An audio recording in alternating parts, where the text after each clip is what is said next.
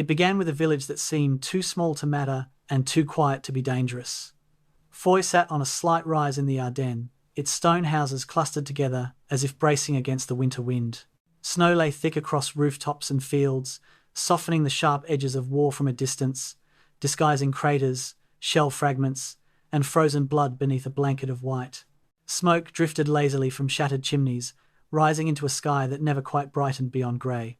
But Foy was not quiet. It was waiting, just beyond the village, in the dark tree line of the Bois Jacques. American paratroopers huddled in frozen foxholes. They had survived the encirclement at Bastogne. They had endured artillery that fell day and night without mercy. They had watched friends disappear beneath snow and smoke.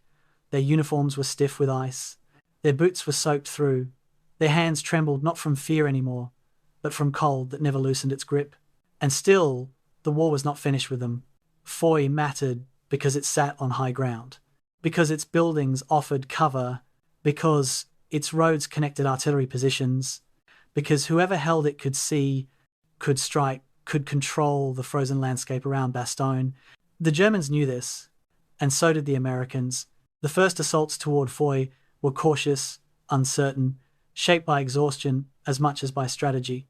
Paratroopers moved forward through snow that reached their knees, every step a quiet struggle. Their breath came out in white clouds that gave away positions. Rifles felt heavier with every yard. Machine guns were dragged forward with hands numb and raw. The village loomed ahead, silent, its windows dark, its walls scarred from earlier fighting. Then the silence shattered. German defenders had transformed Foy into a fortress of winter. Machine guns waited behind stone walls. Snipers watched from upper floors, patient and still. Mortars dropped shells that burst into snow and wood and screaming fragments. Each house became a strong point. Each doorway became a question with only violent answers. The Americans were forced back, not because they lacked courage, but because courage alone could not overcome cold steel, entrenched positions, and bodies already pushed past endurance. The retreat left its own scars, snow churned by boots, equipment abandoned, wounded men carried back through open fields under fire. The forest swallowed them again, leaving Foy standing, defiant and dangerous. Inside the trees, frustration grew heavy. So did anger. So did resolve. The men of the 101st Airborne had not come this far to stop at a frozen village. When the next attack came, it came with everything they had left. Artillery thundered across the fields, shells slamming into Foy with echoes that rolled through the valley. Buildings shuddered, roofs collapsed, smoke poured into the winter air, mixing with falling snow until the village blurred into a grey smear of destruction. Infantry moved behind the barrage, rifles clutched tight, hearts pounding louder than the gunfire. They crossed open ground, knowing exactly what waited for them. Bullets snapped through the air. Men fell. Others pressed on without looking back. Snow turned dark where bodies hit the ground. The fight inside Foy was brutal and intimate. Room to room, stairwell to stairwell, grenades tossed into shadows, rifles fired until barrels steamed in the cold. Shouts echoed off stone walls. Boots slipped on frozen floors, slick with debris. German defenders fought hard, refusing to yield ground inch by inch. But they were running out of space, out of ammunition, out of options. Slowly, painfully, the Americans began to take the village. One house fell, then another. Machine gun nests were silenced. Snipers were flushed from upper windows. The sound of fighting moved deeper into Foy until it reached the far edge, where resistance finally broke under the weight of exhaustion and overwhelming pressure. When the last shots faded, the village stood in ruins. Snow settled again, drifting quietly over shattered walls and broken furniture. The air smelled of smoke and cordite. Men leaned against whatever still stood, breathing hard, hands shaking, faces streaked with grime and ice. Foy had been taken, but at a cost that lingered in every silent moment afterward. The Battle of Foy was not large on maps. It was not swift. It was not glorious in the way history sometimes prefers, but it mattered. It mattered because it showed what endurance really looks like, because it revealed the price of holding ground in winter war, because it proved that even after surviving hell, soldiers could still be asked to walk back into it.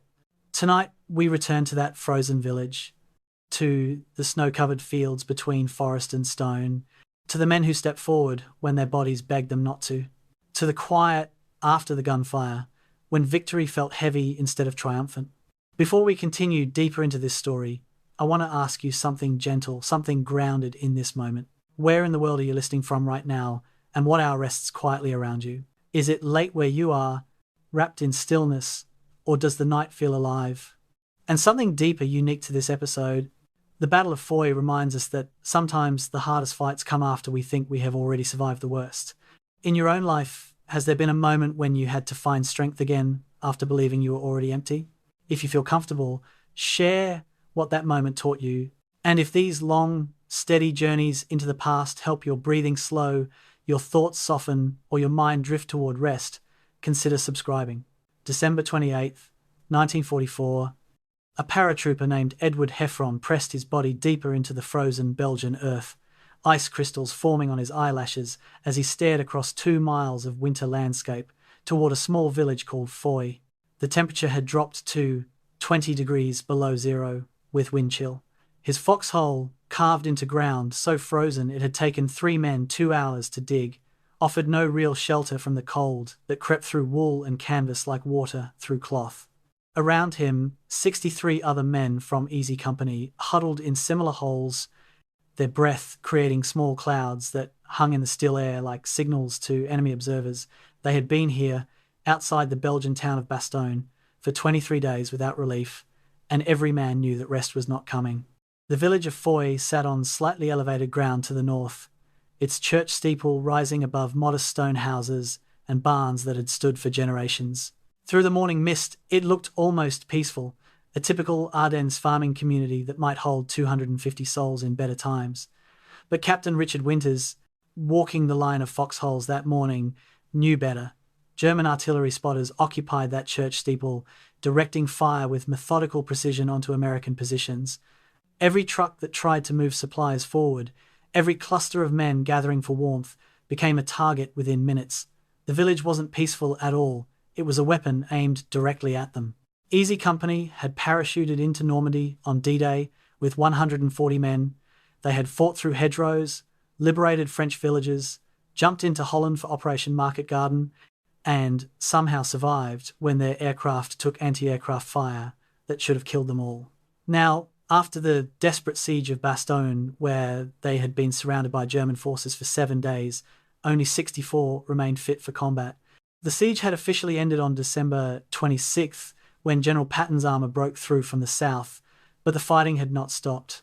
The Germans still held strong positions to the north and east, and until those positions fell, there would be no rest, no rotation off the line, no warm meals or clean socks or sleep in buildings with roofs.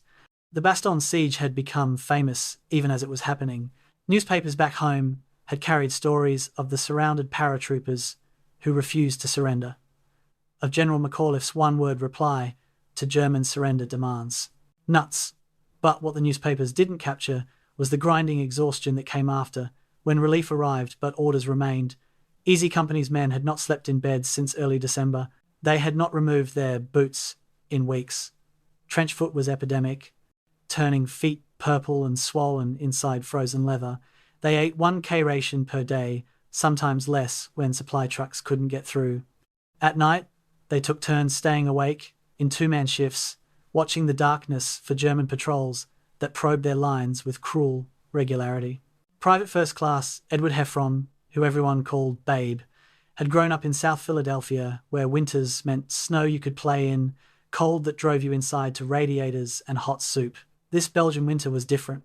It was a cold that didn't just chill, it killed. Men lost fingers to frostbite while sleeping, weapons froze and refused to fire. The oil in their M1 Garand rifles became so thick in the cold that bolts moved sluggishly or jammed entirely. The ground was frozen so hard that when artillery shells landed, they didn't bury themselves before exploding. Instead, they burst on the surface, sending shrapnel in all directions with lethal efficiency. This was winter enemy, as indiscriminate as any German machine gun. From his foxhole, Heffron could see the church steeple in Foy clearly. Sometimes, when the light was right, he could see the glint of binoculars up there, German observers watching them. It created a strange psychological weight, knowing you were being watched by men who wanted you dead, men who were calling in coordinates for artillery batteries 3 kilometers away. A wounded paratrooper named Jackson, hit 2 days earlier by shrapnel from Foy-directed fire, had asked Winters the question everyone was thinking, "When do we get pulled off the line, sir?" Winters had looked at him with exhausted eyes and said nothing, because there was nothing to say. They all knew the answer. They would be pulled off the line when Foy was taken, and not before. The strategic situation made brutal sense, even if it felt unbearable to the men living it. Bastogne sat at a critical road junction, 7 roads radiating out like spokes on a wheel. The Germans had surrounded it precisely because controlling those roads meant controlling movement through the Ardennes. Now that the siege was broken, those same roads needed to carry American supplies and reinforcements forward to press the counterattack. But as long as German observers sat in Foy's church steeple with clear views of the southern approaches, every vehicle moving north was a target. 12 to 15 American soldiers were being killed or wounded each day from artillery fire directed from that village. The mathematics were simple and savage. Foy had to be taken, and Easy Company was going to take it. Sergeant William Guarnier, a tough paratrooper from South Philadelphia like Heffron, moved between foxholes that morning checking on his men. Guarnier had been wounded at Bastogne, evacuated, and then gone AWOL from the hospital to return to his company because, as he told anyone who asked, his men needed him. He had a way of making dark jokes that somehow made the situation more bearable. "Hey, look at it this way," he told one shivering soldier. "At least we ain't bored." But beneath the humour, everyone could see the strain. These were men who had survived everything the German army had thrown at them for 7 months, but survival had its limits. The human body and mind could only endure so much cold, so much fear, so much watching friends die, before something fundamental broke. What none of them knew, huddled in those frozen holes on December 28th, was that Foy would demand more from them than anything that had come before. They didn't know that the village was held by elite Waffen-SS troops from the 9th Panzer Division Hohenstaufen, veterans who had stopped the British at Arnhem, who had transformed every building into a fortified position. They didn't know that their company commander, newly assigned and inexperienced, would freeze under fire at the critical moment. They didn't know that taking Foy would cost nearly half their number in a single morning.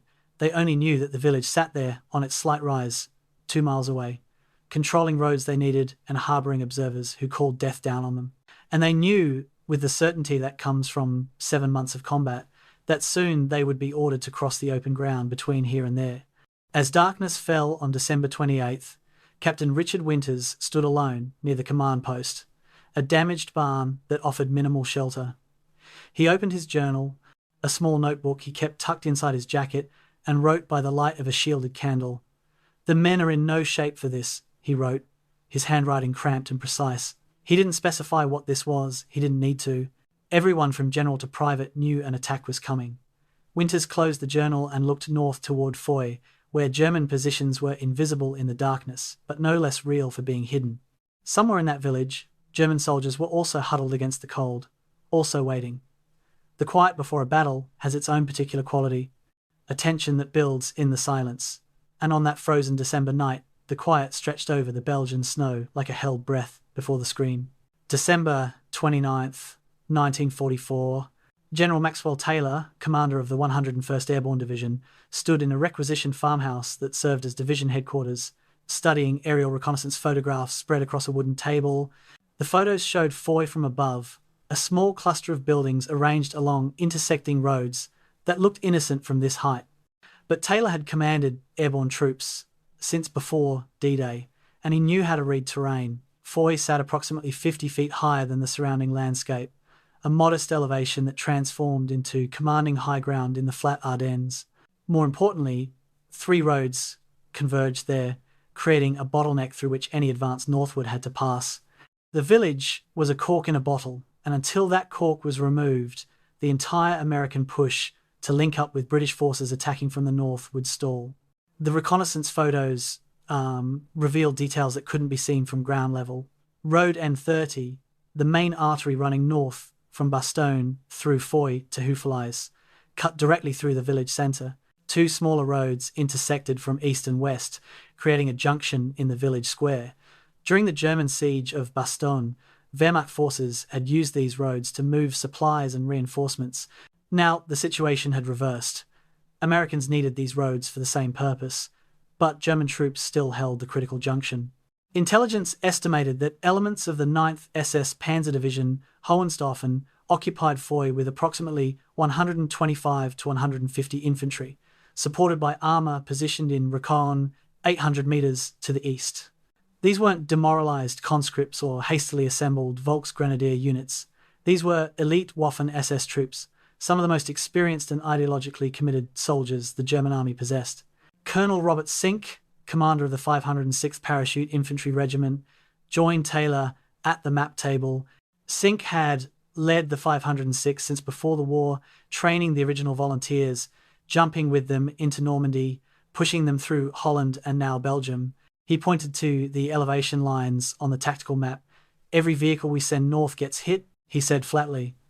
"The Germans in that church steeple can see everything: trucks, tanks, troop movements. They're calling in artillery before our drivers can react." The casualty figures supported his assessment. Between December 26th and 29th, American forces around Bastogne had lost between 12 and 15 men per day to artillery fire directed from Foy.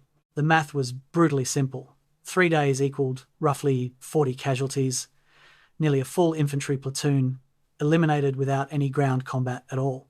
4 miles north of Foy lay the town of Neuville, where American armour needed to advance to maintain pressure on the retreating Germans.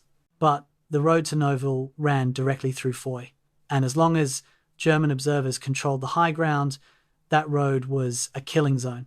Supply convoys attempted to use alternate routes, winding farm tracks that added miles and hours to every trip. Tanks avoided the main roads entirely, churning through snow-covered fields where they bogged down, or through tracks in frozen ruts. The inefficiency was crippling the momentum of the entire counteroffensive. Allied commanders knew that the Battle of the Bulge was turning in their favour. German forces were overextended, running low on fuel and ammunition. But knowing you're winning strategically provides no comfort when tactical realities prevent you from exploiting that advantage. Inside Foy, the situation looked very different. SS Hauptsturmführer, a rank equivalent to captain, commanded the defensive position, and he had used the weeks since the initial German offensive to prepare thoroughly. His troops had converted civilian homes into fortified strongpoints, knocking holes through interior walls to create covered movement routes, positioning machine guns in second-floor windows with overlapping fields of fire. Stone buildings that had sheltered Belgian families for generations became bunkers. Furniture was piled to create barricades and firing positions. Cellars were reinforced to serve as shelter from artillery. The defensive preparation followed German doctrine developed through 5 years of war. Defense in depth, mutually supporting positions, pre-registered artillery targets covering every approach route. The German observation post in Foy's church steeple represented a masterpiece of military utility. From that elevated position, observers could see for miles in every direction. They had 6 power by 30 binoculars, German military optics renowned for their clarity. A field telephone connected them directly to artillery batteries positioned 3 kilometers east, allowing them to call in fire missions within minutes. The observers worked in shifts, maintaining 24-hour surveillance. They recorded American movements in logbooks, noting patterns, identifying headquarters locations, tracking supply routes. When they spotted targets of opportunity, a cluster of vehicles, a group of soldiers gathering in the open, they relayed coordinates with practiced efficiency. Minutes later, 105mm shells would arrive, transforming American tactical positions into scenes of sudden violence. Belgian civilians caught in Foy experienced the military transformation of their village with helpless fear. Most families had fled when the fighting began in December, joining the streams of refugees clogging roads throughout the Ardennes. But approximately 30 people remained, mostly elderly residents, who refused to abandon homes their families had occupied for generations, or those too poor or sick to travel in winter. The Germans ordered them into cellars and warned them to stay there.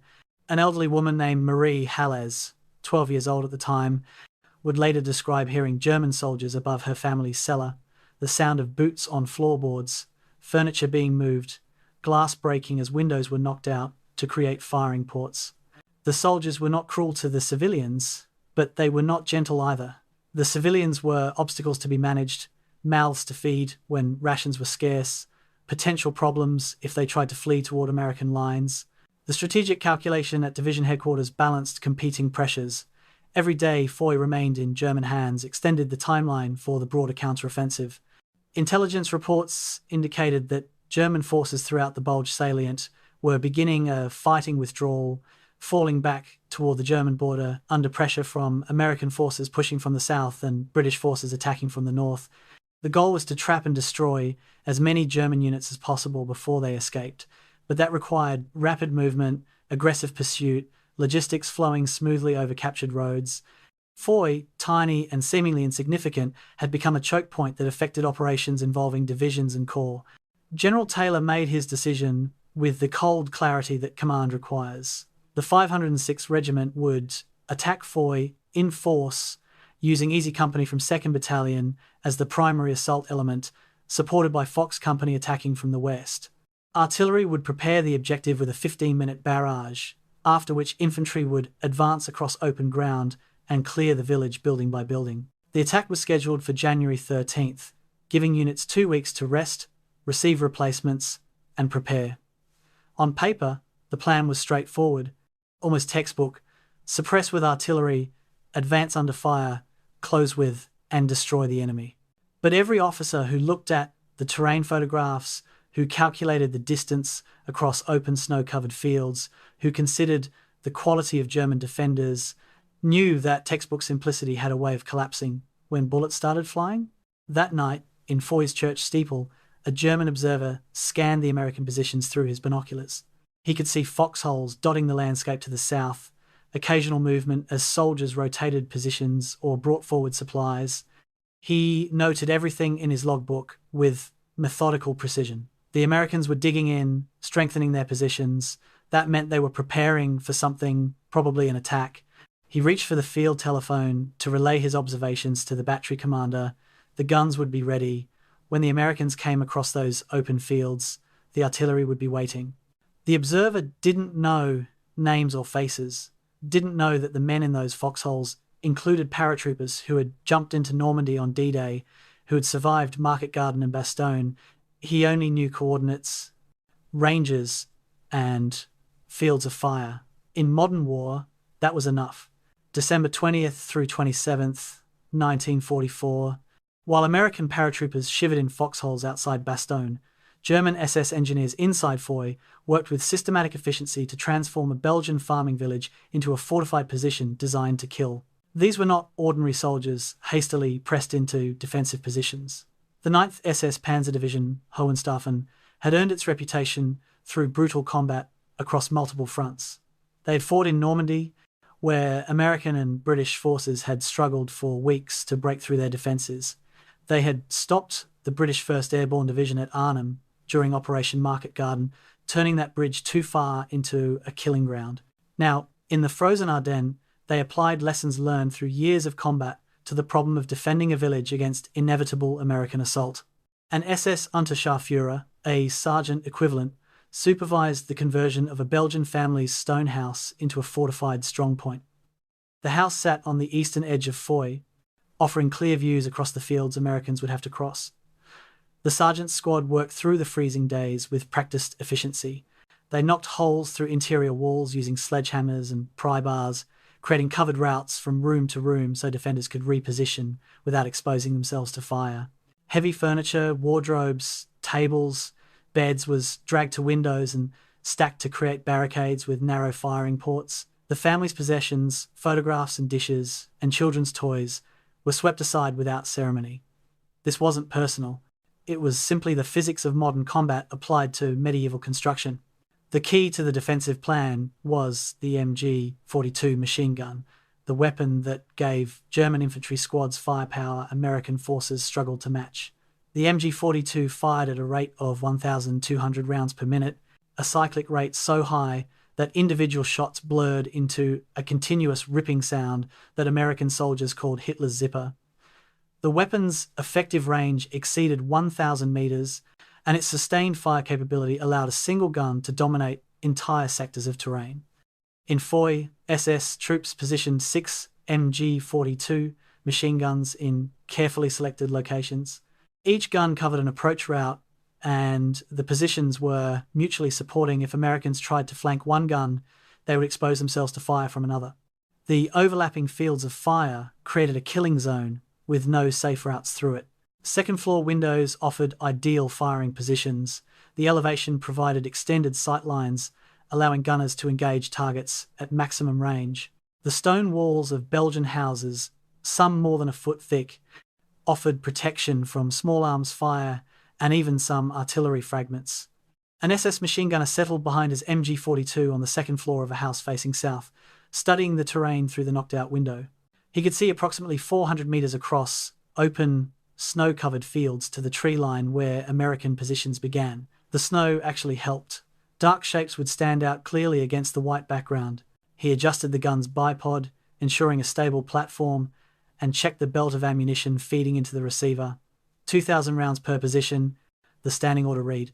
That meant approximately 100 seconds of continuous fire per gun, or more realistically, 200 short bursts of 4 to 6 rounds each, enough to break up any infantry attack if the gunners maintained fire discipline.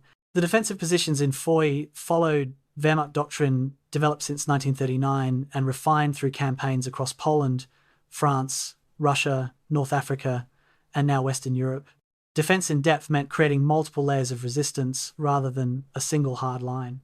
The outermost positions would engage attacking forces at maximum range, forcing them to deploy and reveal their strength. Intermediate positions would inflict casualties as the attack developed. The core defensive positions, concentrated around the village centre, would serve as the main line of resistance. Behind them, a small reserve, perhaps 20 men, could counterattack penetrations or reinforce threatened sectors. Artillery support was pre-registered on likely approach routes, meaning gunners had already calculated the exact coordinates and could fire almost immediately when observers called in targets. Supply runs brought ammunition forward during the nights when American observation was limited. Each MG42 position received 2,000 rounds as ordered. The heavy ammunition belts distributed in metal cans that kept the rounds clean and dry. Rifle ammunition came in stripper clips, 15 rounds loaded into leather pouches distributed to each soldier. Stick grenades, the distinctive German potato masher design, were stacked in crates, 5 grenades per man. A mortar team set up in the churchyard, their 8-centimetre mortar positioned to drop shells on targets the machine guns couldn't reach. The mortar's high-angle fire could hit reverse slopes and dead ground, the areas where attacking infantry naturally sought cover. Everything was calculated, positioned, prepared. The SS troops defending Foy understood their strategic situation with clear-eyed realism. The Battle of the Bulge, Germany's last major offensive in the West, had failed to achieve its objectives. The drive to Antwerp had stalled. Fuel shortages had immobilized armor. American resistance had been fiercer than intelligence predicted. Now, German forces throughout the salient were conducting fighting withdrawals, trading time and space for the preservation of forces that would be needed to defend the Reich itself. But withdrawal required coordination and control. Units couldn't simply retreat in panic. They had to fall back in stages, covering each other, maintaining cohesion. Foy served as a blocking position, a strong point that would delay American pursuit and allow other German units to disengage. The men holding Foy knew they were buying time with their lives, but that was the mathematics of defensive warfare. An SS Obersturmführer, a lieutenant, briefed his platoon leaders on their mission. Foy must hold for the offensive to succeed, he told them, which was both technically true and misleading. The offensive had already failed at the strategic level, but tactical success could still mitigate strategic failure. If Foy held for 3 days, it would save a regiment. If it held for a week, it might save a division. The junior officers nodded, understanding both the stated mission and the unspoken reality beneath it. They were expendable pieces in a larger game, but they were elite pieces, and they would be expensive to remove from the board. A wounded German soldier, hit during an American patrol 2 nights earlier, lay in the cellar of the house, being used as an aid station. The medic who treated him was efficient but not gentle.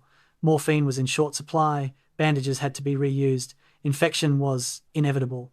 The wounded man knew he wouldn't be evacuated. The roads east were under American artillery fire, and walking wounded were told to make their way back as best they could. Those who couldn't walk stayed in the cellars with the Belgian civilians, listening to the sounds of preparation above them, waiting for the battle they knew was coming. The medic finished bandaging the shrapnel wound in the soldier's shoulder and moved to the next casualty without comment. Compassion was a luxury that had been rationed away months ago.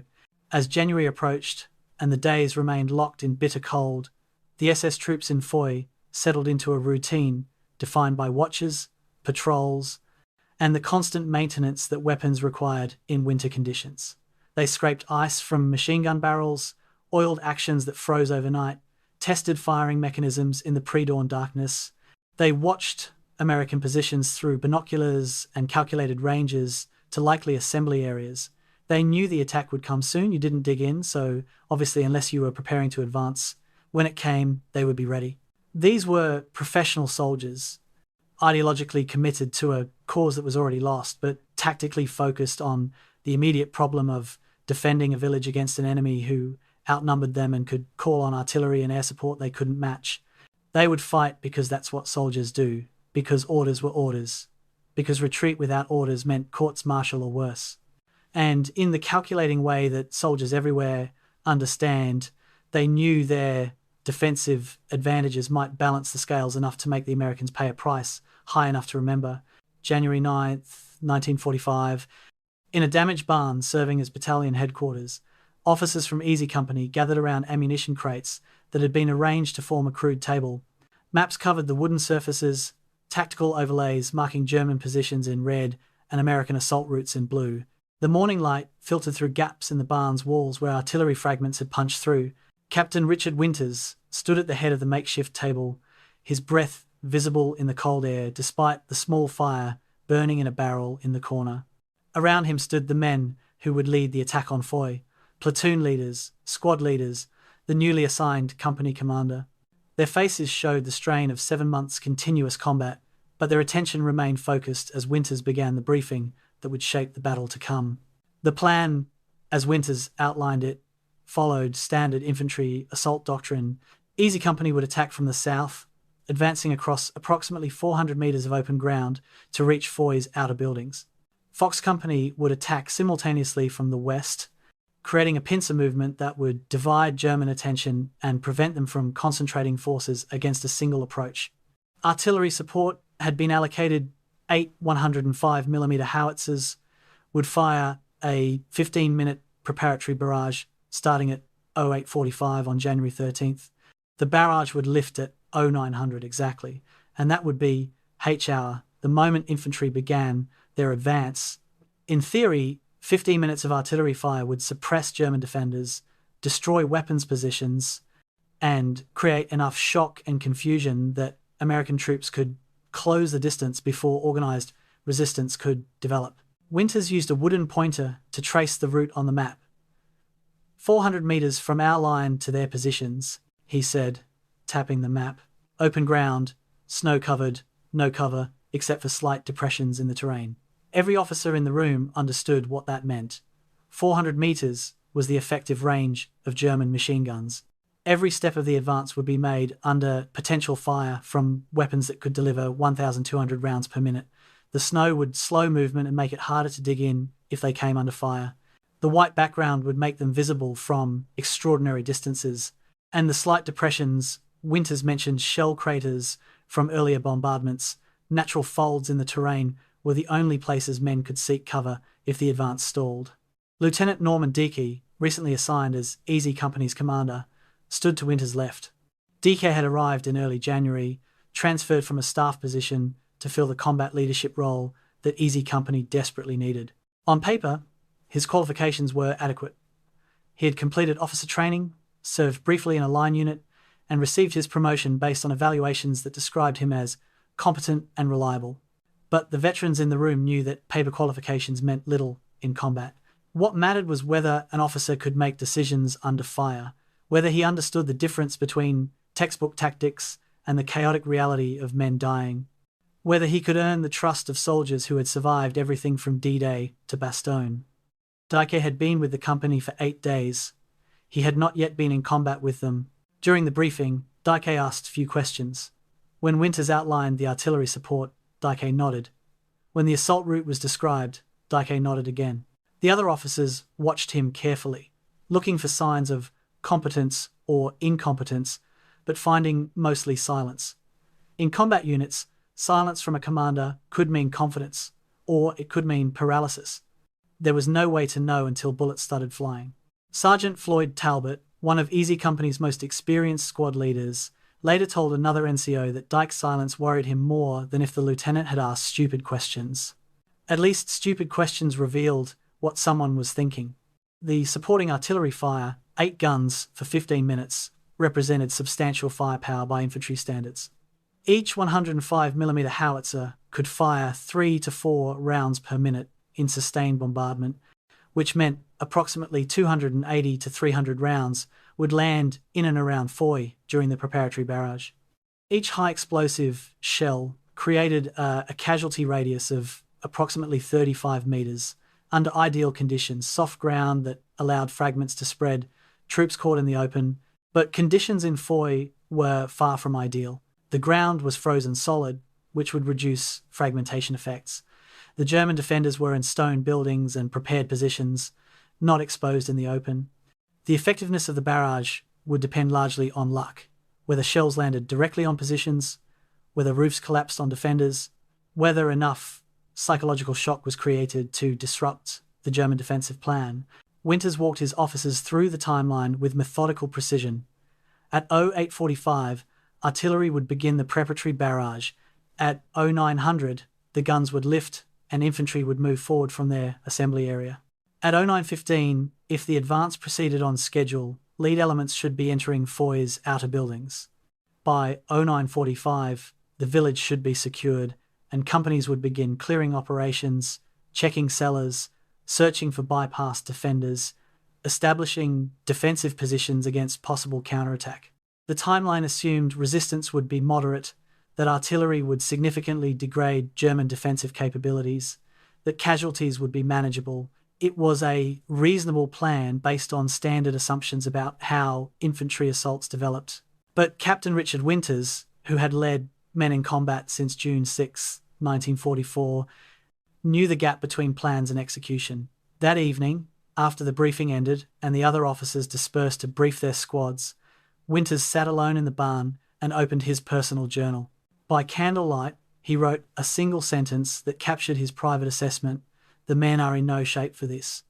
He didn't elaborate, didn't specify whether he meant physical condition or psychological state or the simple accumulation of exhaustion that comes from too many battles without rest. He simply recorded his doubt and closed the journal.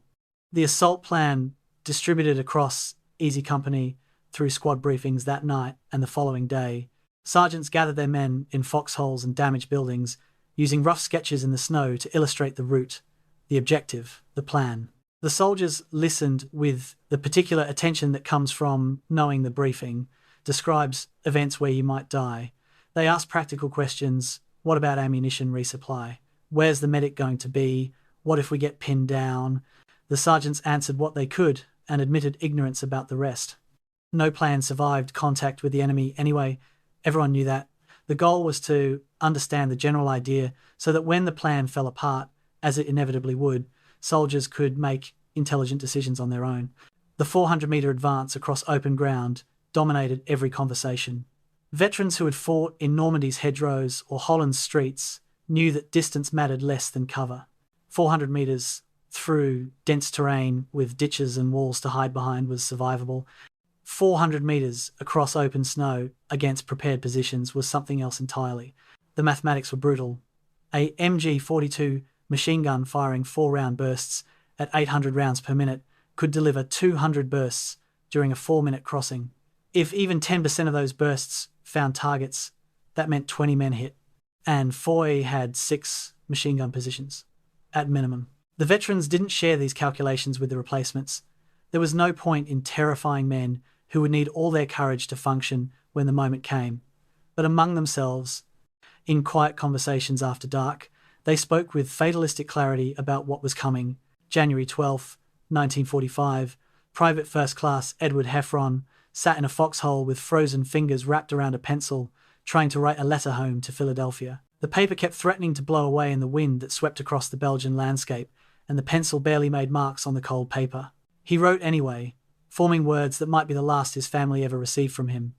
"Dear Mum," he began, then paused, unsure what to say. The attack was scheduled for tomorrow morning. He couldn't mention that in the letter. Censorship regulations forbade specifics about upcoming operations, but the knowledge of it hung over every word. He settled for safe phrases. He was doing fine. The food wasn't great, but adequate. He'd received her last package and shared the cookies with his squad. He didn't mention the cold that had become so constant it felt like a permanent condition. He didn't mention that his best friend had been wounded 3 days ago and evacuated. He didn't mention that tomorrow he would run across 400 meters of open ground while German machine guns tried to kill him. Across the perimeter, medic Eugene Rowe conducted inventory in the medical supplies shelter, a damaged house with intact enough walls to store equipment.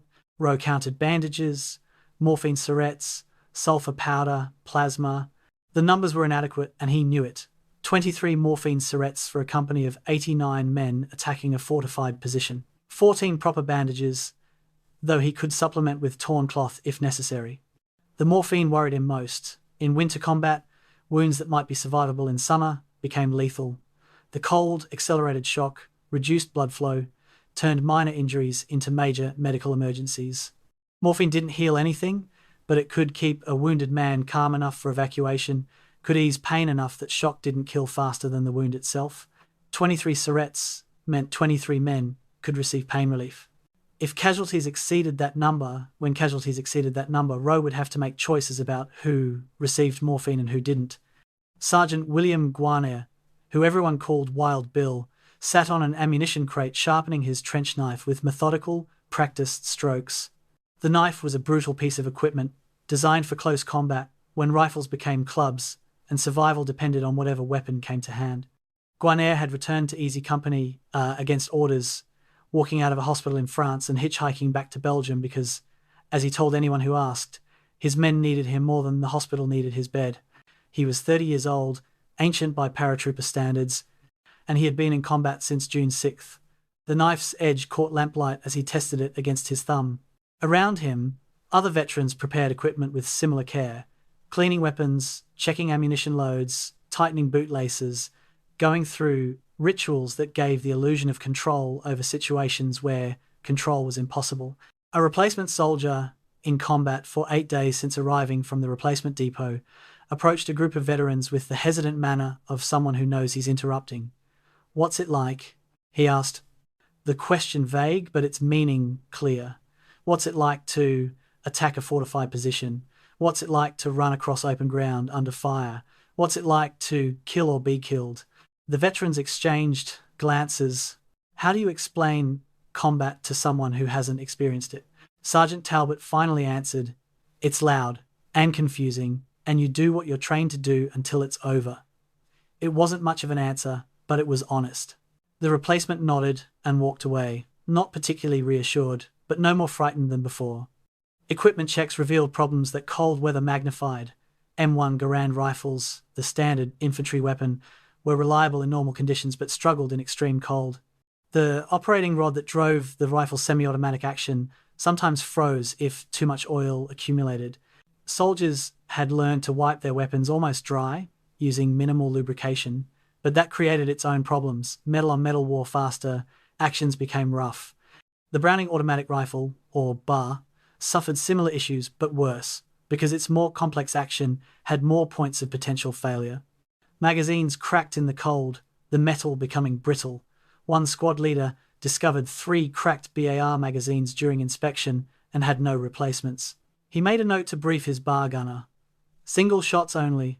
Don't stress the magazine with automatic fire." The age range in Easy Company spanned from 18 to 32, but the average age hovered around 23. These were young men, but they weren't boys anymore. 7 months of combat had aged them in ways that had nothing to do with years. The replacements, most of whom had arrived in December or early January, had some combat experience, but not the accumulated knowledge that came from surviving battle after battle. They knew how to fire their weapons, how to take cover, how to follow orders. What they didn't yet know was how to read a battlefield's rhythm, how to sense when a position was about to collapse or when a retreat was about to become a rout. They didn't yet have the veterans' ability to distinguish between fire that was dangerous and fire that was merely loud. They would learn tomorrow, if they survived. Personal loads for the attack ranged from 80 to 100 pounds per man. A rifleman carried his M1 Garand, weighing 9.5 pounds, 80 rounds of ammunition in cloth bandoliers, 2 fragmentation grenades, an entrenching tool, a canteen, a first aid kit, rations, and whatever personal items he refused to leave behind. A bar gunner's load was heavier. The weapon itself weighed 19.5 pounds, ammunition magazines added another 15 pounds, and he still needed the same basic equipment as a rifleman. Machine gunners and mortar crews carried even more, distributing weapons components and ammunition across multiple men. The weight became a physical burden that added to exhaustion, but it also represented the tools necessary for survival. You couldn't lighten your load by discarding ammunition, you might need every round you carried.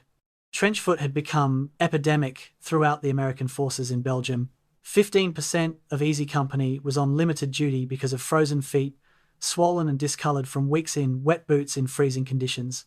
The medical term was cold injury, non-freezing, but soldiers just called it trench foot, borrowing the name from World War I, when the same conditions produced the same results. The prescribed treatment was to keep feet dry and warm, which was impossible in foxholes filled with ice and snow. Men knew they should change socks regularly, but socks became precious commodities when supply lines struggled to deliver basic necessities. Some soldiers had been wearing the same socks for 2 weeks, the wool frozen to their feet. They would attack Foy on feet that hurt with every step, knowing that running 400 metres would feel like running 4 miles. As darkness fell on January 12th, soldiers settled into their positions for the last night before the attack.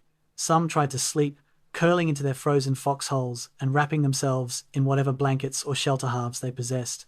Others stayed awake, talking quietly with friends, smoking precious cigarettes, checking and rechecking equipment one more time. The veterans spoke about previous battles, telling stories that reminded them and their listeners that they had survived before and might survive again. The replacements listened and tried to draw courage from the stories, tried to believe that experience would protect them, that somehow knowledge of combat would translate into safety. Neither group mentioned the obvious, that every battle consumed some of the survivors, that luck eventually ran out, that tomorrow might be the day when statistics caught up with you and the bullet with your name on it finally arrived. January 13th, 1945, 08:45. The morning air hung frozen and still over the Belgian landscape as a forward observer with 2nd Battalion crouched in an observation post, field telephone pressed to his ear. He spoke coordinates into the receiver with practiced precision, numbers that represented lives and deaths reduced to map references. Fire mission, over, he said, and miles behind the American lines, artillery crews sprang into action around 8 105mm howitzers. The guns had been positioned overnight, ammunition stacked beside each piece, crews briefed on targets and timing, the gunners adjusted elevation and traverse according to calculated firing data. Then the battery commander gave the order that would announce to everyone within miles that the Battle for Foy had begun. Fire. The first shells left the howitzers with flat, cracking reports that rolled across the frozen terrain. The projectiles arced high into the morning sky, 105mm rounds each weighing 33 pounds, travelling at nearly 500 metres per second.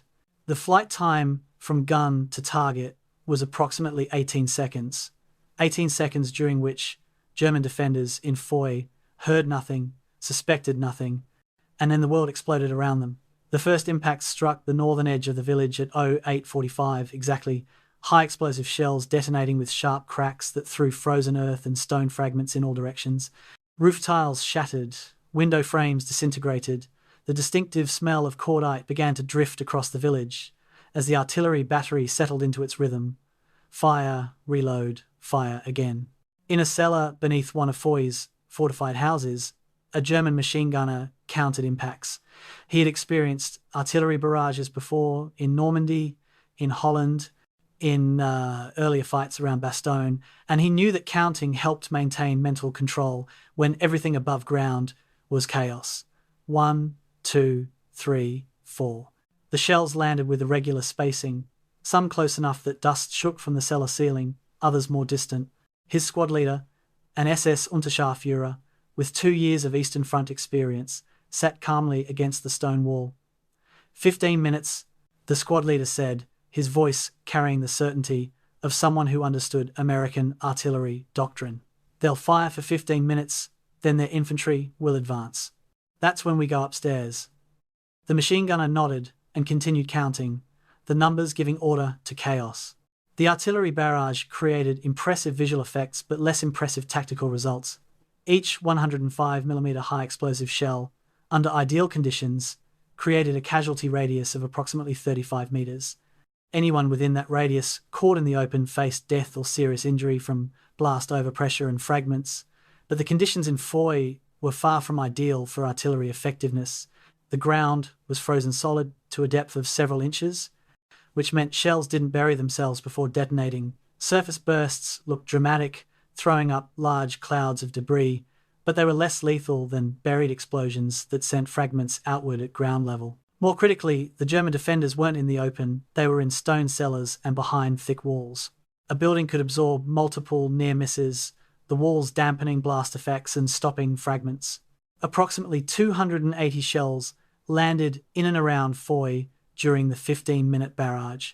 Some struck buildings directly, collapsing portions of roofs, blowing out walls, creating the kind of structural damage that would make defensive positions untenable. But most shells landed in streets, in yards, in the open ground around the village, dramatic impacts that accomplished little except to announce the impending attack.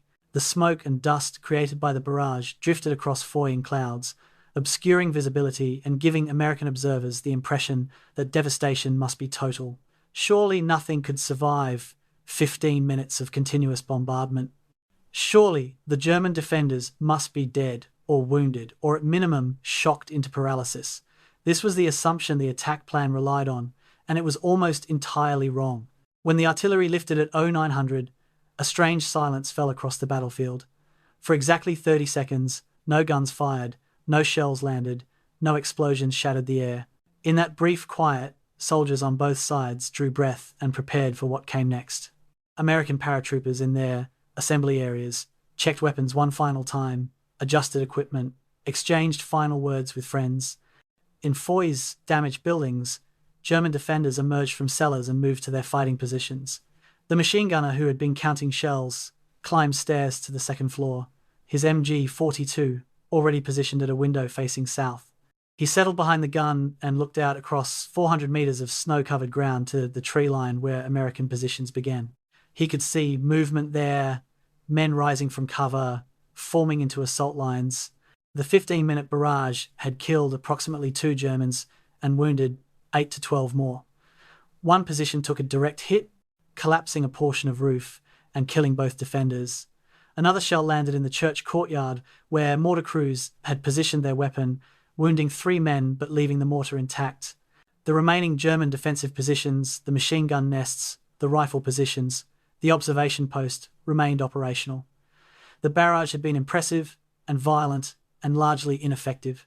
As German soldiers returned to their fighting positions, as they checked weapons and prepared to engage targets, as they settled behind machine guns and sighted down rifle barrels, they understood that the Americans would come now, would cross that open ground, believing artillery had paved their way, would discover too late that stone walls and deep cellars protect against high explosives better than infantry doctrine accounts for. The forward observer who had called in the fire mission watched through binoculars as the last shells landed. Smoke obscured much of the village, and he couldn't see clear evidence of the barrage's effects. He picked up his field telephone to relay his assessment to battalion. Mission complete. Targets engaged. The clinical language didn't capture reality. Targets engaged didn't mean targets destroyed, but it followed proper procedure. His job was to call in fires, not to assess their effectiveness. That assessment would come when infantry advanced and discovered whether German defenders were dead, wounded, or waiting with loaded weapons. The observer checked his watch. 900 exactly. He raised his binoculars again and looked toward the American assembly areas. Any second now, the infantry would begin their advance. In the German observation post in Foy's church steeple, an observer had survived the barrage by descending to a reinforced room 1 level below the actual steeple. Now he climbed back up to his position, stepping over broken timbers and shattered glass. His binoculars had survived, and his field telephone still worked. He tested it, hearing the artillery battery commander's voice crackling through. "Stand by," the observer said into the phone. "American infantry forming for assault." He focused his binoculars on the American positions and began calling specific coordinates, adjusting previous calculations for exact positions. The German artillery batteries, positioned 3 kilometers east in concealed positions, trained their guns on the coordinates. When American infantry began crossing the open ground, German artillery would fire for effect, adding to the defensive fires from machine guns and rifles.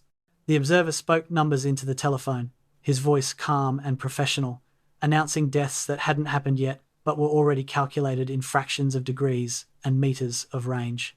The 30 seconds of silence ended.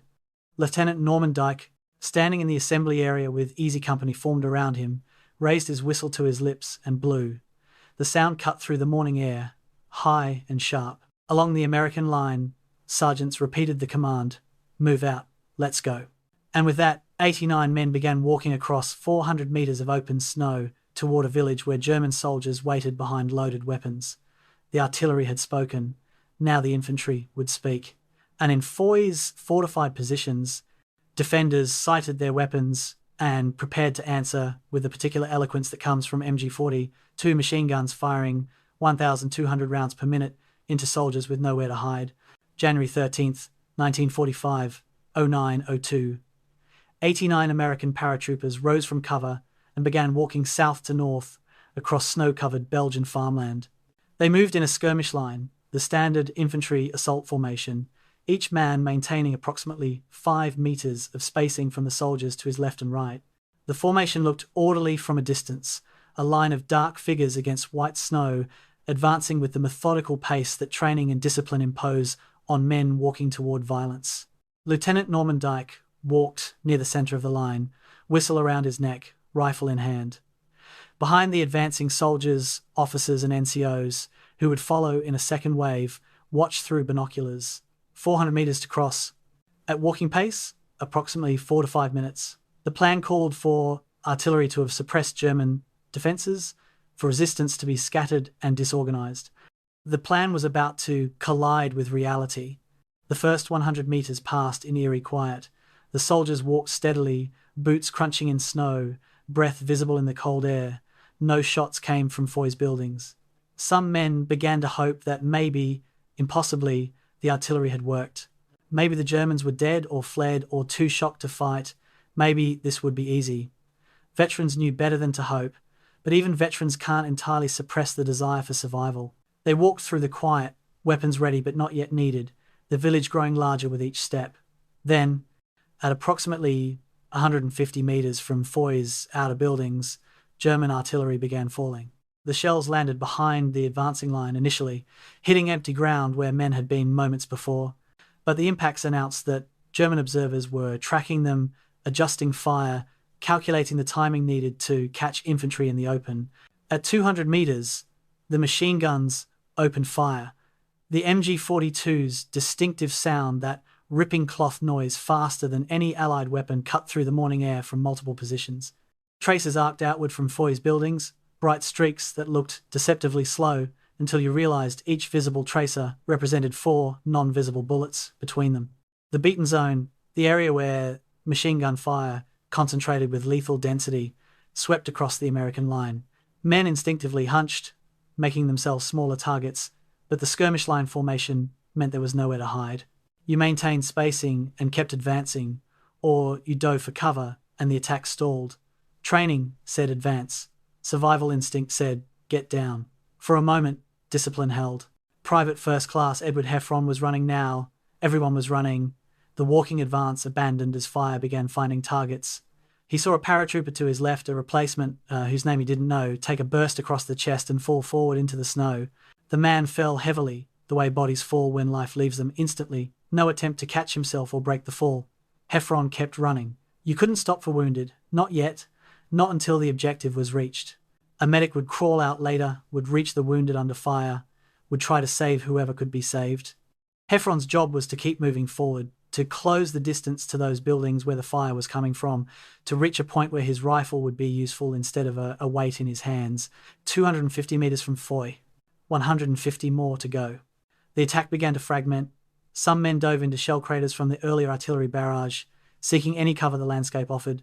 Others kept advancing, running in short bursts, from one slight depression in the ground to another. The skirmish line's neat geometry dissolved into clusters of men trying desperately to reach the village, while German fire intensified.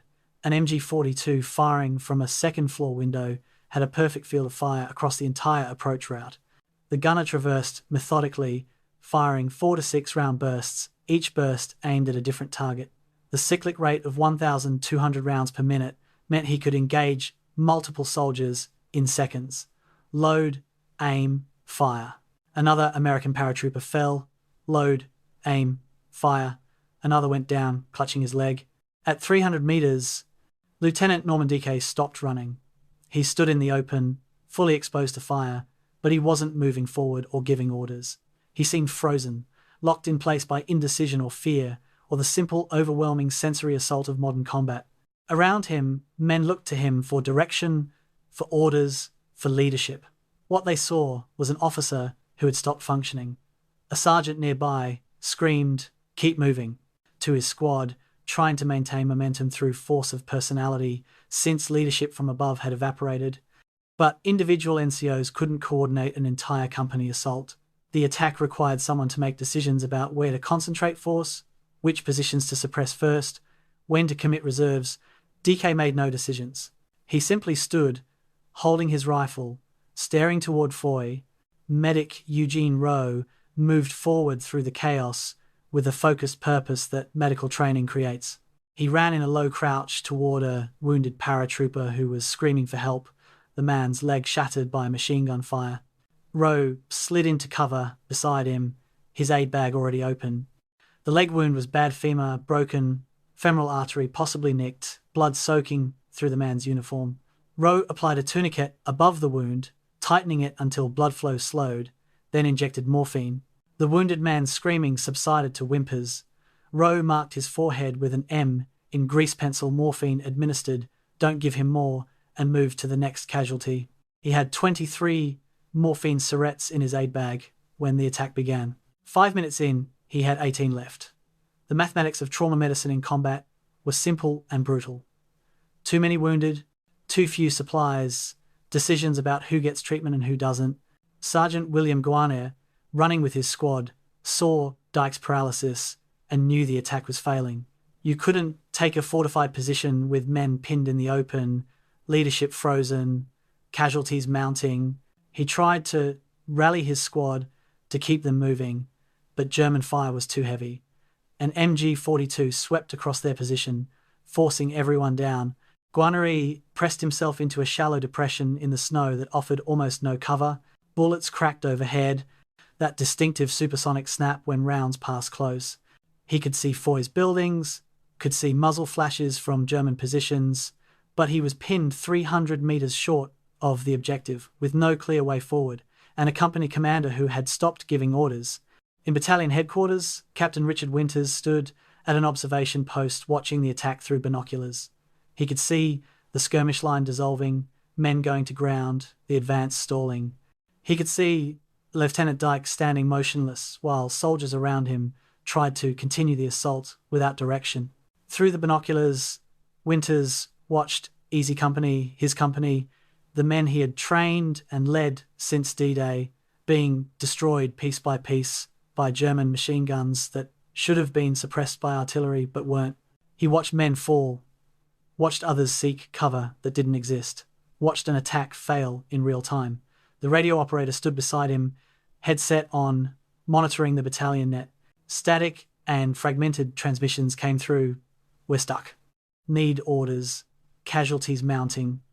Winters made a decision that would alter the battle. He keyed the radio and spoke 4 words that would end one officer's career and begin another's legend.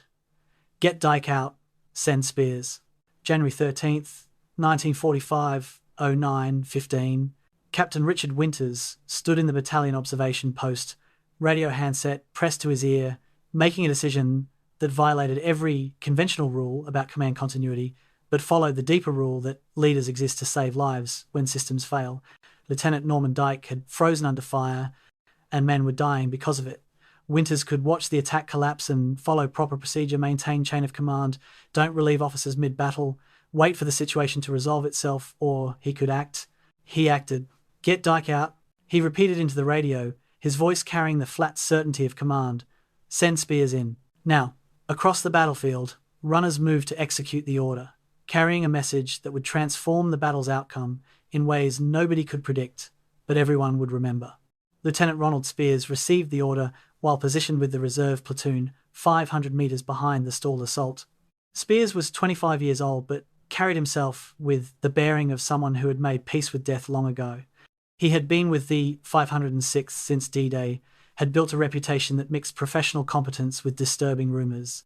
Some men said he had shot German prisoners on June 6th. Others said he had personally killed 20 enemy soldiers in close combat. What everyone agreed on was that Spears seemed immune to fear in ways that were either inspiring or psychopathic, depending on your perspective. He never took cover when everyone else did. He walked through fire that sent other men diving for foxholes. He led from the front in ways that were suicidal, except that somehow he never died. When the runner delivered Winters' order, Spears didn't hesitate. He didn't gather his equipment or brief his platoon or take a moment to assess the situation. He simply started running toward the sound of gunfire, crossing the same 400 meters of open ground that had pinned Easy Company, running alone while German machine guns tracked American soldiers with methodical fire. The men who watched him run later struggled to describe it in ways that made sense. "He just ran," one paratrooper said in an interview decades later, "straight up, full sprint, like he was running for a bus. I thought he'd get cut down in the first 50 meters, but the bullets that found other men somehow missed Spears. He ran through the beaten zone of multiple machine guns, across ground where Easy Company lay pinned, closing the distance to Foy in what seemed like impossible time. The German machine gunner who had been firing from the second floor window saw Spears running and swung his MG-42 to track this new target. A single American soldier running alone made no tactical sense. Was this some kind of distraction, a sacrifice to draw fire?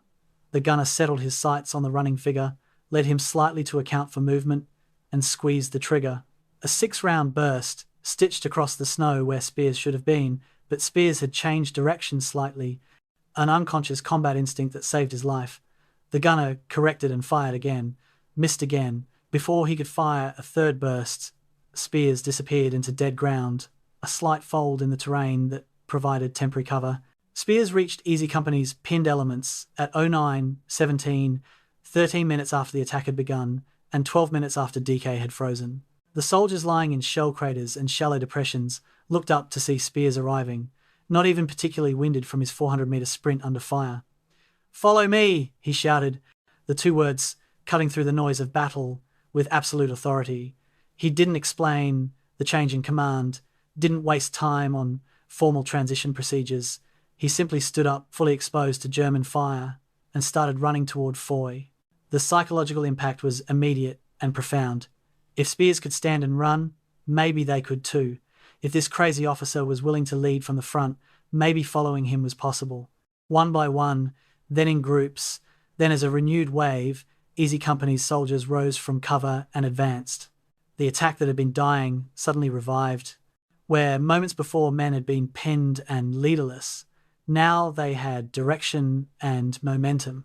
Spears ran toward the nearest building, his Thompson submachine gun firing from the hip, not aiming so much as suppressing any German position that might engage him. Behind him, paratroopers followed in rushes, using the covering fire that squad members provided for each other. The textbook tactics they had trained on fire and movement, bounding, overwatch, suppression, and advance emerged from the chaos because someone was coordinating them, directing fire, pointing out targets, making split-second decisions about where to commit force.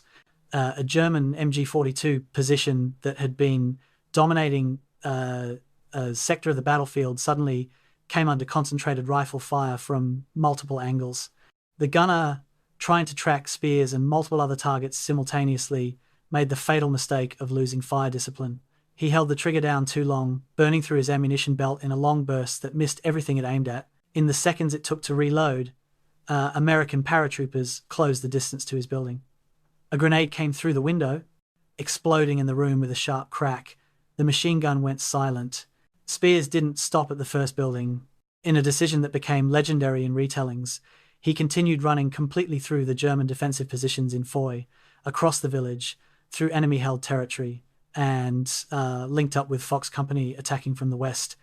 The distance he covered was approximately 250 meters through the village itself, past German soldiers who were so surprised by his sudden appearance that they hesitated fatally before firing. He ran through rooms where German defenders crouched, past windows where rifles tracked him, across streets swept by machine gun fire. By every tactical calculation, he should have died. Veterans who witnessed it couldn't explain how he survived except to invoke luck or fate or divine protection, but the tactical effect of Spears's run mattered more than its miraculous nature. By physically linking Easy and Fox companies, he coordinated their attacks in real time, directing forces to support each other, identifying German strongpoints that needed concentrated assault. The two-company attack that had been fragmenting into separate, uncoordinated battles became unified again. German defenders, already surprised by the renewed American assault, now found themselves caught between two forces that were communicating and coordinating. The defensive plan that relied on defeating attacks sequentially began to collapse when attacks came simultaneously from multiple directions. Captain Richard Winters, watching through binoculars from battalion headquarters, saw the attack's character change within minutes of Spears taking command. The stalled assault became fluid movement, the pinned soldiers became advancing infantry, the failed attack became a successful penetration of German defensive positions. Winters lowered his binoculars and spoke to the officer beside him. That's what leadership looks like. It was a simple statement that carried layers of meaning. Leadership wasn't about rank or formal authority. It was about willingness to risk everything, to lead from the front, to make the impossible seem achievable through sheer force of example. Spears had demonstrated that in the most visceral way possible, and Easy Company had responded by transforming from defeated to victorious in the space of minutes. The battle for Foy wasn't over. Clearing the village would take hours more, but the outcome was no longer in doubt. The attack would succeed, not because of artillery preparation or tactical superiority, but because one man had run 400 meters under fire and refused to believe death could catch him. January 13th, 1945, 09:30. The first American paratroopers reached Foy's outer buildings, with Lieutenant Ronald Spears directing them like a conductor, orchestrating violence. The open ground assault had cost blood and time, but now the character of combat changed from exposed advance to close quarters fighting, where buildings became both cover and trap. Sergeant William Guarnier led his squad toward a stone house on the village's eastern edge, a two-story structure with intact walls and blown-out windows. German fire still came from multiple positions deeper in the village, but this building was quiet, which meant it was either abandoned or held by defenders waiting for Americans to enter kill zones. Guarnier signaled his squad to stack up against the wall beside the door. One man pulled a fragmentation grenade from his belt, yanked the pin, and hurled it through the nearest window. The explosion inside was muffled by stone walls, but unmistakable. 3 seconds later, Guarnier kicked the door open and entered with his Thompson submachine gun leading. The interior was chaos-made architecture. Furniture had been piled to create barricades, walls knocked through to create firing lanes between rooms, floors littered with debris from the earlier artillery barrage. A German soldier lay dead near the window, killed by the grenade that had announced the American entry. Blood pooled beneath him, still liquid, in the relatively warm interior. The house smelled of cordite and stone dust and something else, something organic and wrong that soldiers learned to recognize as the smell of recent death. Guarnier's squad moved room by room, weapons sweeping corners, checking behind barricades, clearing spaces with the practiced efficiency that came from doing this in Normandy, in Holland, in 24 other buildings across 24 other villages. Clear the ground floor first, then stairs, then second floor, then cellar. Standard procedure that kept you alive if you followed it exactly and killed you if you improvised. Upstairs, a German MG-42 position had been firing on American positions throughout the assault. The crew, a gunner and an assistant who fed ammunition belts, heard Americans entering below and faced an immediate tactical problem. Stay at the window and fire on targets outside while Americans cleared the building behind you, or abandon the position and try to fight room clearers with weapons designed for long-range fire. They chose to stay, hoping to kill more Americans before the inevitable. A paratrooper named Martin reached the stairs first, moving with his rifle raised. The stairs turned at a landing, creating a blind corner. As Martin rounded it, The German assistant gunner fired a pistol down the stairwell. The range was less than 5 meters. The bullet hit Martin in the chest, punching through his jacket and the flesh beneath. He fell backward down the stairs, his rifle clattering on wooden steps. The German's pistol shot revealed his position. 2 paratroopers at the base of the stairs opened fire up the stairwell, not aiming at specific targets, but simply pouring rounds into the space where the shot had come from. Wood splintered, plaster exploded from walls. The volume of fire was enough to force the Germans away from the stairwell, buying seconds.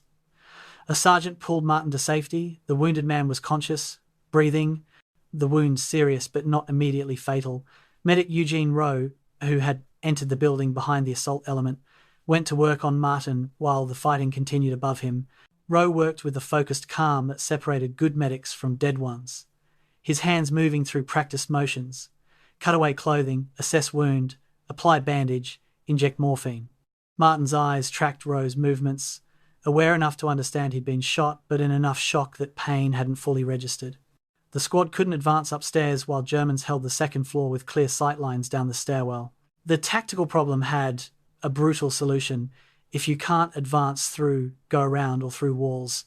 A soldier with a bazooka, an anti-tank rocket launcher, pressed into service against buildings, positioned himself near a wall that separated the ground floor from the stairwell. The bazooka fired with a distinctive whoosh and backblast that filled the room with smoke. The rocket hit the wall at point-blank range, punching through stone and mortar with explosive force. The wall didn't collapse, but it opened a hole large enough to throw grenades through. 2 fragmentation grenades went through the hole, exploded on the second floor, and the German machine gun position went silent. The gunner and his assistant were killed by fragments, their bodies found later, sprawled across the MG42 they'd been defending. Throughout Foy, similar small unit actions played out in parallel. Fox Company, attacking from the west, cleared buildings with the same room-by-room methodology. German defenders fell back toward the village centre, conducting a fighting withdrawal that contested every structure. Some SS troops barricaded themselves in rooms and fought until killed. Others withdrew through knocked-through walls and back doors, maintaining cohesion as they retreated to secondary positions. The German defensive plan had anticipated this phase. The initial assault would be stopped in the open, but if Americans penetrated the outer defences, fall back in stages, make them pay for every metre.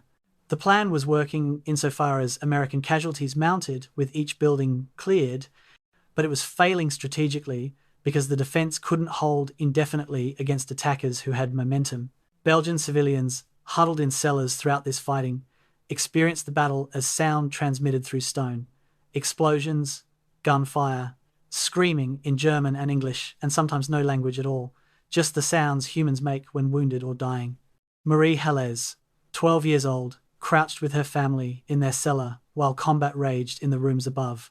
They had been there for 3 days, eating the last of their stored food, drinking water from bottles that had frozen during the nights. The sounds of fighting moved through their house, boots on floors, furniture being moved, an explosion that shook dust from the ceiling joists. Marie's father held his family close and prayed in French, his words barely audible over the violence. They didn't know whether Germans or Americans held the floor above them, didn't know if they should reveal themselves or stay hidden. Emerging at the wrong moment could mean death from frightened soldiers who shot first in the chaos of building-to-building combat.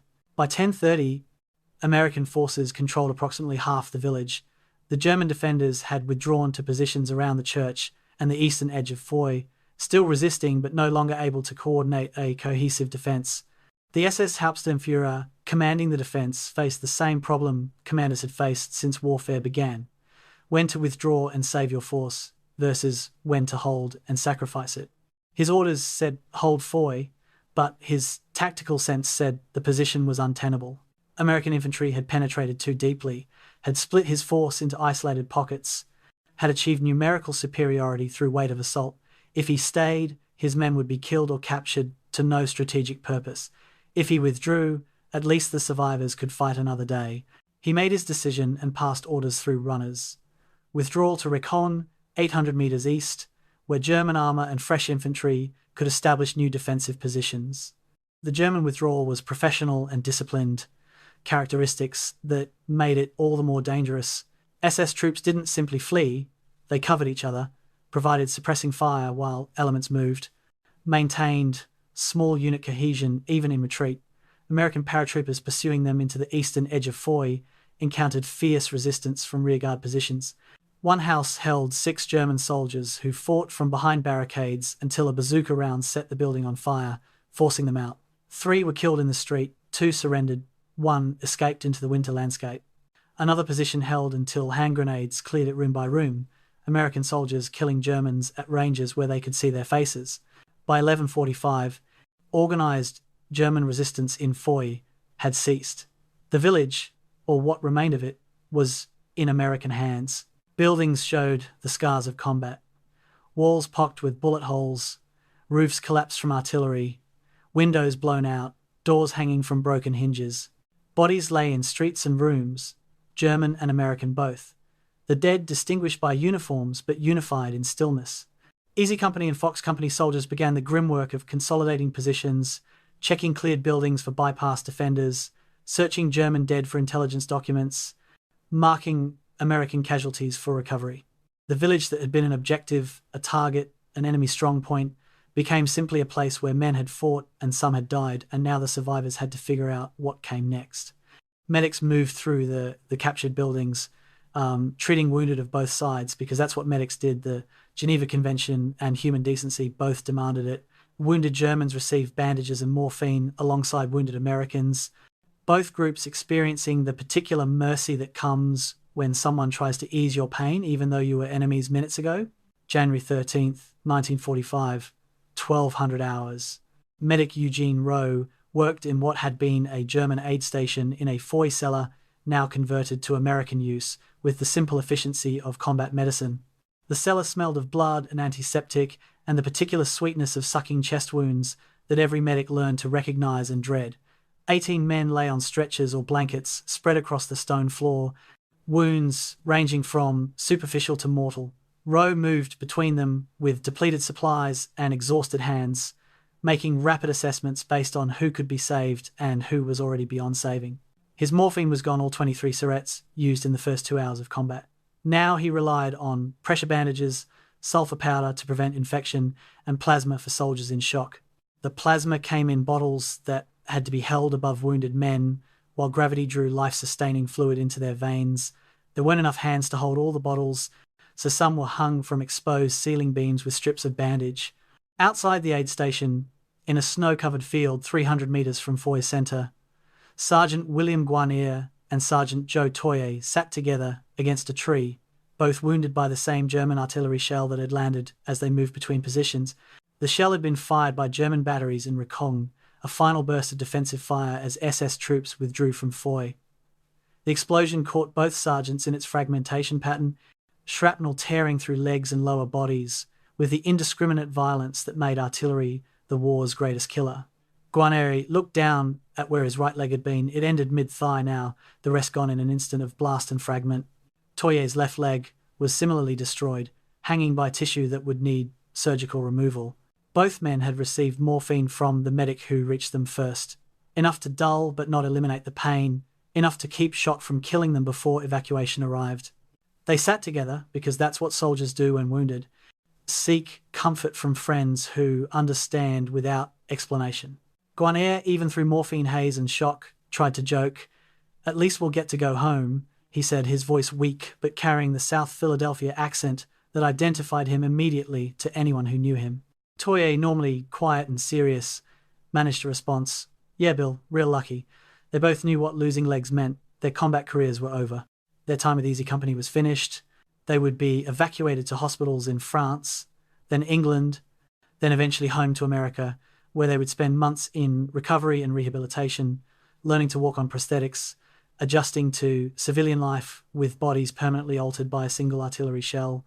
Around them, medics and litter bearers organised casualty evacuation, prioritising by severity, calling for jeeps to transport stretcher cases to the aid station in Bastogne, 4 miles south. Captain Richard Winters conducted a roll call at 1300 hours, gathering Easy Company's survivors to account for who remained. The names he called echoed across captured German positions. Heffron, "Here, sir." Talbot, "Here, sir." Libgott, "Here, sir." But 24 names received no answer.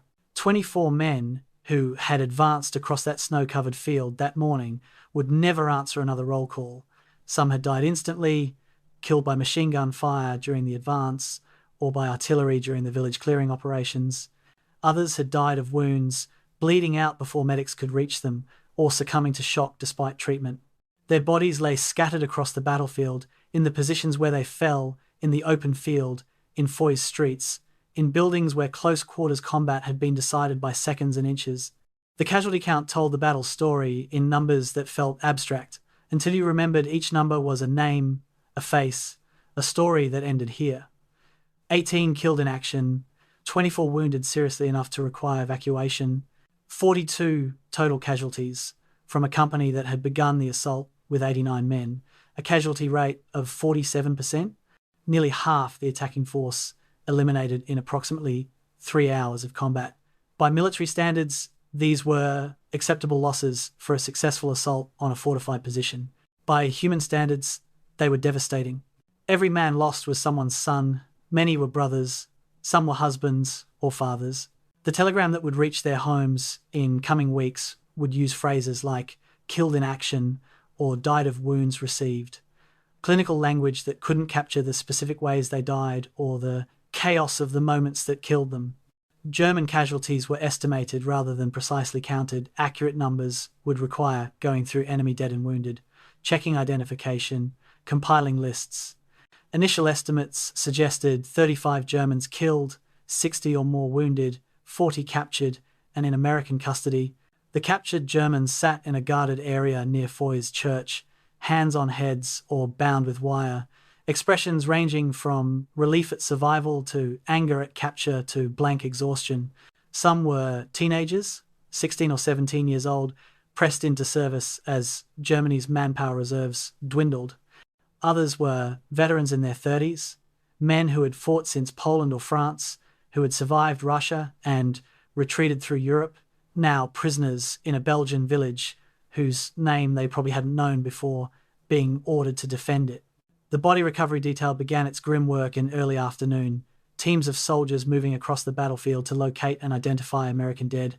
Each body received basic field processing, checked for identification tags, record name and serial number, searched for personal effects to return to family, moved to temporary collection point for later burial. The frozen ground made the work physically difficult. Bodies were stiff with cold, had to be pried from ice, lifted with careful handling that honoured what they had been, even though they were now simply remains. Private Edward Heffron volunteered for recovery detail because one of the dead was his close friend, a paratrooper named Muck, who had been killed during the village clearing. Heffron wanted to ensure his friend was handled with dignity, wanted to say goodbye in whatever way combat allowed. He found Muck's body in a shell crater, covered in snow that had fallen during the battle. He brushed the snow away and sat beside his friend for a moment, saying nothing because there was nothing to say. The evacuation chain moved wounded from battlefield to battalion aid station in Foy, to regimental aid station in Bastogne, to field hospital in Luxembourg. The journey could take 6 to 8 hours in winter conditions, jolting rides in the backs of jeeps over frozen roads that turned every bump into agony despite morphine. Some wounded died during evacuation, succumbing to shock or blood loss or complications that field medicine couldn't address. Others survived the trip and underwent surgery in hospitals where doctors and nurses worked 20-hour shifts trying to save boys whose bodies had been torn apart by high-velocity metal. Sergeant Guanier and Sergeant Toy made the journey together, still conscious, still talking when morphine allowed, both understanding that this was the end of their war, but not yet processing what that meant for their futures. Lieutenant Ronald Spears, who had run through machine gun fire and enemy positions and emerged without a scratch, walked through Foy in the afternoon, assessing positions and checking on men. Soldiers who saw him approach felt a complex mixture of emotions, awe at what he had done, gratitude that his leadership had saved the attack, and a certain wariness because anyone that fearless was either blessed or cursed, and you couldn't tell which. Spears showed no particular emotion about his actions. He had done what needed doing, had made the impossible look achievable, and now he was focused on the tactical situation, where to position defences, how to organise watches, what to do if Germans counterattacked from recon. He was already thinking ahead to the next battle because that's what combat leaders did, process the current situation and prepare for what came next. As darkness fell on January 13th, Easy Company occupied the village they had bled to take. Men established defensive positions in the same buildings Germans had defended that morning, converting them back to American use, with the understanding that every fortification works equally well for whichever side holds it. Foxholes were dug in frozen ground, sentries posted, fields of fire established.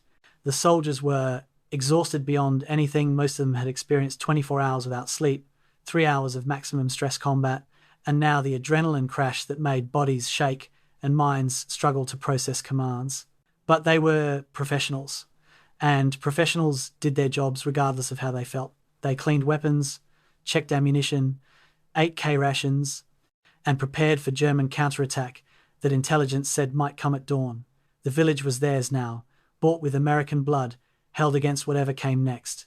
And in the darkness, wounded men screamed in aid stations, bodies lay cold in collection points, and somewhere far away in Philadelphia and Chicago and small towns across America, families were about to receive the worst news of their lives. January 13th, 1945, 1800 hours. Darkness fell over Foy with the abruptness that winter brings at northern latitudes, transforming the captured village into a landscape of shadows and uncertainty. American paratroopers established defensive positions in buildings they had assaulted that morning, converting German firing positions to American use, with minor adjustments. The same second-floor window that had held a German MG-42 now held an American machine gunner scanning the eastern approaches where intelligence suggested German forces in Recon might counterattack. The stone walls that had protected SS troops now protected paratroopers, the logic of defensive architecture, indifferent to which army occupied it. 47 men from Easy Company remained combat effective after casualties were evacuated. 47 soldiers to hold a village the Germans had defended with 125. The mathematics suggested vulnerability. Lieutenant Ronald Spears, now officially commanding Easy Company after Lieutenant Dyke's relief, walked the defensive perimeter with his platoon leaders, identifying weak points and assigning positions. His leadership style differed sharply from conventional approaches. He didn't consult or build consensus. He simply pointed and gave orders with the expectation of immediate compliance. But the men responded because his combat performance that morning had earned credibility that no amount of formal authority could provide. When Spears said to position a machine gun at a particular window, soldiers positioned it there without question. When he designated a building as the company command post, it became the command post. Authority in combat derives less from rank than from demonstrated competence, and Spears had demonstrated competence in the most visible way possible. Belgian civilians began emerging from cellars as darkness fell, tentatively at first, checking whether the violence had ended. Marie Hallis and her family climbed stairs from their cellar to find their home transformed. Furniture was destroyed, walls damaged by small arms fire, windows gone, the cold wind blowing through rooms that had been warm before the battle. But they were alive, and American soldiers in their kitchen were heating rations over a small fire built in what remained of their stove. The soldiers, exhausted and filthy, looked up as the family appeared. For a moment, both groups assessed each other with the wariness that comes from days of violence. Then one paratrooper, using broken French supplemented with gestures, offered food from his K-ration. The family accepted, and the kitchen became briefly a place of shared humanity rather than military occupation. Throughout Foy, similar scenes repeated as approximately 28 surviving Belgian civilians emerged from hiding. Some found their homes destroyed beyond immediate repair. Others found American soldiers apologetic about the damage but focused on defensive preparation rather than civilian concerns. The dynamic was complicated. These were liberators, but liberators whose combat had destroyed the village they liberated. An elderly woman approached Captain Winters and offered hidden food stores, potatoes and preserved vegetables her family had concealed from German requisitions. Winters accepted gratefully. His men hadn't had hot food in days. The woman asked, through a translator, whether Americans would stay to protect them if Germans returned. Winters couldn't promise anything. His orders were to hold Foy, but orders changed based on situations he couldn't control. German artillery began ranging on Foy at 1900 hours, single shells landing at irregular intervals as enemy gunners probed for American positions. The shells fell in streets and yards, occasionally hitting buildings, creating the constant tension of waiting for the next impact without knowing where it would land. This was harassment fire, designed more to prevent rest and create psychological stress than to cause casualties. But psychological stress accumulated into real effects. Men couldn't sleep between impacts, couldn't relax enough to eat properly, couldn't lower their guard. An artillery shell killed one paratrooper who had survived the morning assault, caught him in the open between buildings, tearing his body apart with the random injustice that characterized artillery death. His squad mates recovered what remained and added him to the casualty count that would be reported to battalion. 19 killed now instead of 18. Listening posts were established 200 metres north and east of Foy, small teams of 2 or 3 men positioned in frozen shell craters or behind walls, their mission to provide early warning if Germans approached. The soldiers selected for this duty understood they were tripwires. If a major attack came, their job was to report it and fall back, not to hold ground. They settled into positions with weapons, ammunition, radios, and field telephones connected by wire to the company command post. The night vision of soldiers who had been in combat for months was excellent, eyes adjusted to darkness, ears trained to distinguish between wind sounds and human movement. They listened to the night and watched the darkness, and tried not to think about how exposed they were if German patrols came hunting for American positions. Intelligence reports relayed from battalion to company indicated significant German movement in recon and the villages beyond. Vehicle sounds, radio intercepts, prisoner interrogations all suggested the 9th SS Panzer Division elements were regrouping. Whether they would counterattack to retake Foy or continue withdrawing toward Germany remained unclear. American commanders prepared for the worst-case counterattack at dawn with armour support while hoping for the best-case continued German withdrawal. The soldiers in defensive positions didn't speculate about German intentions, they simply prepared for whatever came. Machine guns were positioned to cover likely approach routes. Rifle positions were improved with whatever materials were available. Fields of fire were cleared by moving furniture or knocking additional holes in walls. If Germans came, Foy would be as difficult to take from Americans as it had been to take from Germans. A wounded German soldier, left behind during the SS withdrawal, lay in a Foy cellar receiving treatment from American medics. He had been shot through the shoulder during the village clearing and overlooked in the chaos of German retreat. When paratroopers searching buildings found him hours later, he was semi-conscious from blood loss and shock. Eugene Rowe, the medic, treated him with the same care given to American wounded: pressure bandage, sulfur powder, plasma. The German soldier, 19 years old and terrified, kept saying "nicht schießen" over and over, "don't shoot." The Americans didn't shoot. They patched his wounds, gave him water, and designated him a prisoner of war to be evacuated with other casualties. The war's violence created strange intimacies where yesterday's enemies became today's patients. As midnight approached, the temperature dropped further, reaching the bitter cold that turned breath to ice and made weapons freeze if not constantly maintained. Soldiers on watch wrapped themselves in whatever they had: blankets, shelter halves, captured German coats, and stamped their feet to maintain circulation. The night stretched ahead with the particular quality that combat nights have, time moving slowly when exhaustion demands sleep but danger demands vigilance. Some men dozed in shifts, never fully asleep, always partially aware of sounds and movements. Others stayed fully awake, too wired from adrenaline or too afraid of nightmares to close their eyes. The veterans knew this feeling, had experienced it after Normandy and Holland and Bastogne, the night after combat, when your body is safe but your mind is still processing violence. In the command post, Lieutenant Spears and his senior NCOs reviewed plans for the next day. If Germans didn't counterattack, American forces would push toward Ricona and Cobru, maintaining pressure on the retreating enemy. If Germans did counterattack, the plan was to hold Foy and call for artillery support to break up the assault. Either way, Easy Company would be involved, 47 men who had already given everything being asked to give more. Spears studied maps by candlelight, calculating distances and timelines, working through tactical problems with the focus that kept minds occupied so they didn't drift to thoughts of friends dead or wounded. Commanding combat meant living in the future, always planning the next operation, because dwelling on the present operation meant processing casualties and trauma that would interfere with decision-making. So Spears planned, and his NCOs prepared, And outside the command post, soldiers waited in the cold darkness for dawn or Germans or whatever came next in a war that seemed to have no end. January 14th through 15th, 1945.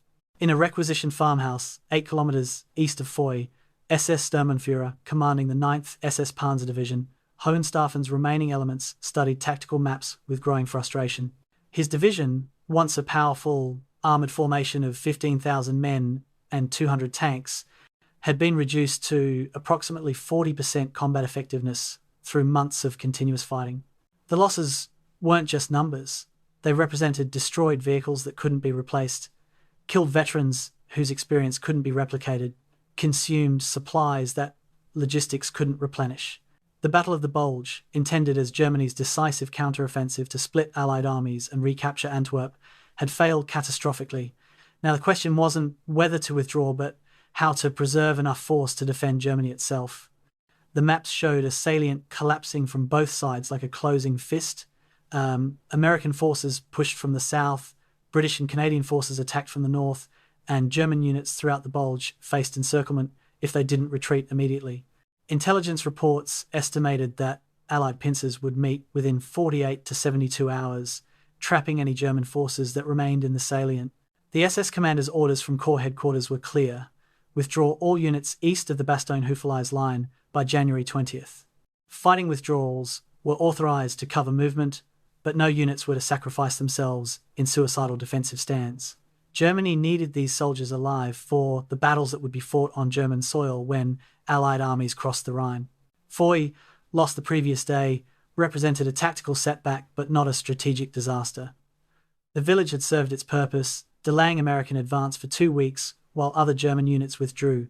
The casualties inflicted on American paratroopers, 42 men by German estimates, based on observation, had been bought at a cost of approximately 75 German casualties, but even that unfavourable exchange ratio mattered less than time purchased. 2 weeks of delay had allowed German divisions further north to disengage and retreat in good order. That was the cold mathematics of defensive warfare. Trade, space, and lives for time that allows army-level preservation. The SS commander made his decision and issued orders through radio and dispatch riders: all units withdraw towards Street Vith, then toward the German border. Rearguards would cover the withdrawal, but were specifically ordered not to conduct major counterattacks unless strategically necessary. The decision to abandon Foy without counterattacking reflected realities beyond local tactical considerations. German fuel supplies, critical for mechanized warfare, had reached crisis levels. The offensive had been planned, assuming captured Allied fuel depots would sustain the advance, but American forces had denied those depots. Now German armour moved intermittently, conserving fuel, sometimes towed by horses or other vehicles. The Panther and Tiger tanks that remained operational in Racon consumed massive amounts of fuel. A single Tiger tank required approximately 270 litres per 100 kilometres. Moving armour from Racon to counterattack Foy and then back to defensive positions would consume fuel better saved for withdrawal movements. Without fuel, tanks became 40-ton bunkers, useful for static defense but unable to maneuver. American reconnaissance patrols, moving cautiously north and east from Foy on January 14th, reported abandoned German positions. The houses and buildings in Racon that had held German troops the previous day were empty by morning, showing signs of hasty departure. Equipment left behind, documents partially burned, defensive positions unmanned. The paratroopers advancing expected contact, moved with weapons ready, but found nothing except evidence that an army had been there and departed. The same pattern repeated in Cobru and the farmlands between villages. German forces were withdrawing faster than American forces could pursue, falling back according to plans that prioritized preservation over territory. Intelligence officers at division headquarters analysed the withdrawal with professional assessment. Radio intercepts indicated large-scale German movement eastward across multiple sectors. Prisoner interrogations confirmed orders to withdraw. Luftwaffe reconnaissance flights, rare now that Allied air superiority was absolute, had decreased to almost nothing, suggesting German command knew their forces were visible and vulnerable but couldn't prevent it. The strategic picture became clear. The Battle of the Bulge was ending not with dramatic final battles, but with German armies retreating before they could be trapped and destroyed. The Allies were winning, but German forces were escaping to fight another day. For the American paratroopers holding Foy, the lack of counterattack brought relief mixed with a curious sense of anticlimax. They had prepared for desperate defense, had positioned machine guns and pre-registered artillery targets and organized fields of fire. The absent German attack meant they had bled to take Foy, only to discover Germans didn't want it back. Captain Richard Winters, visiting Easy Company positions on January 15th, tried to frame it positively. "We took the objective and held it. That's success by any measure." But soldiers who had watched friends die for that objective struggled with the knowledge that Germans had abandoned it voluntarily hours later. Success? Yes, but at what cost and for what gain? The strategic significance of Foy shifted from tactical strongpoint to logistics node. The roads that German observers had made impassable now carried American supplies forward. Convoys of trucks moved through Foy, carrying ammunition, fuel, rations, winter clothing to units pursuing the German withdrawal. The village that had been a fortress became a traffic junction, its value measured in tons of supplies moved rather than terrain controlled. Within a week, engineers improved the roads, established supply dumps, created the infrastructure that modern armies require to function. Foy faded from tactical importance to become another small Belgian village, where a battle had been fought and was now remembered only by those who fought it. The 9th SS Panzer Division continued its withdrawal through late January, fighting rearguard actions when necessary, avoiding contact when possible, preserving force for defensive battles that would come when Allied armies reached the Rhine. The survivors of the Foy garrison integrated into other units or returned to the division's reforming elements. Some would die in later battles in the Rhineland or the Ruhr. Others would survive the war and return to Germany to find their country destroyed, their cause defeated, their sacrifice rendered meaningless by strategic failures far above their level of control. The SS troops who had defended Foy fought well by military standards, but fighting well wasn't enough when your nation's strategic position was hopeless. American commanders, processing after-action reports and casualty lists, drew lessons that would inform future operations. The Foy assault reinforced existing doctrine about artillery preparation. 15 minutes wasn't enough against fortified positions in winter conditions.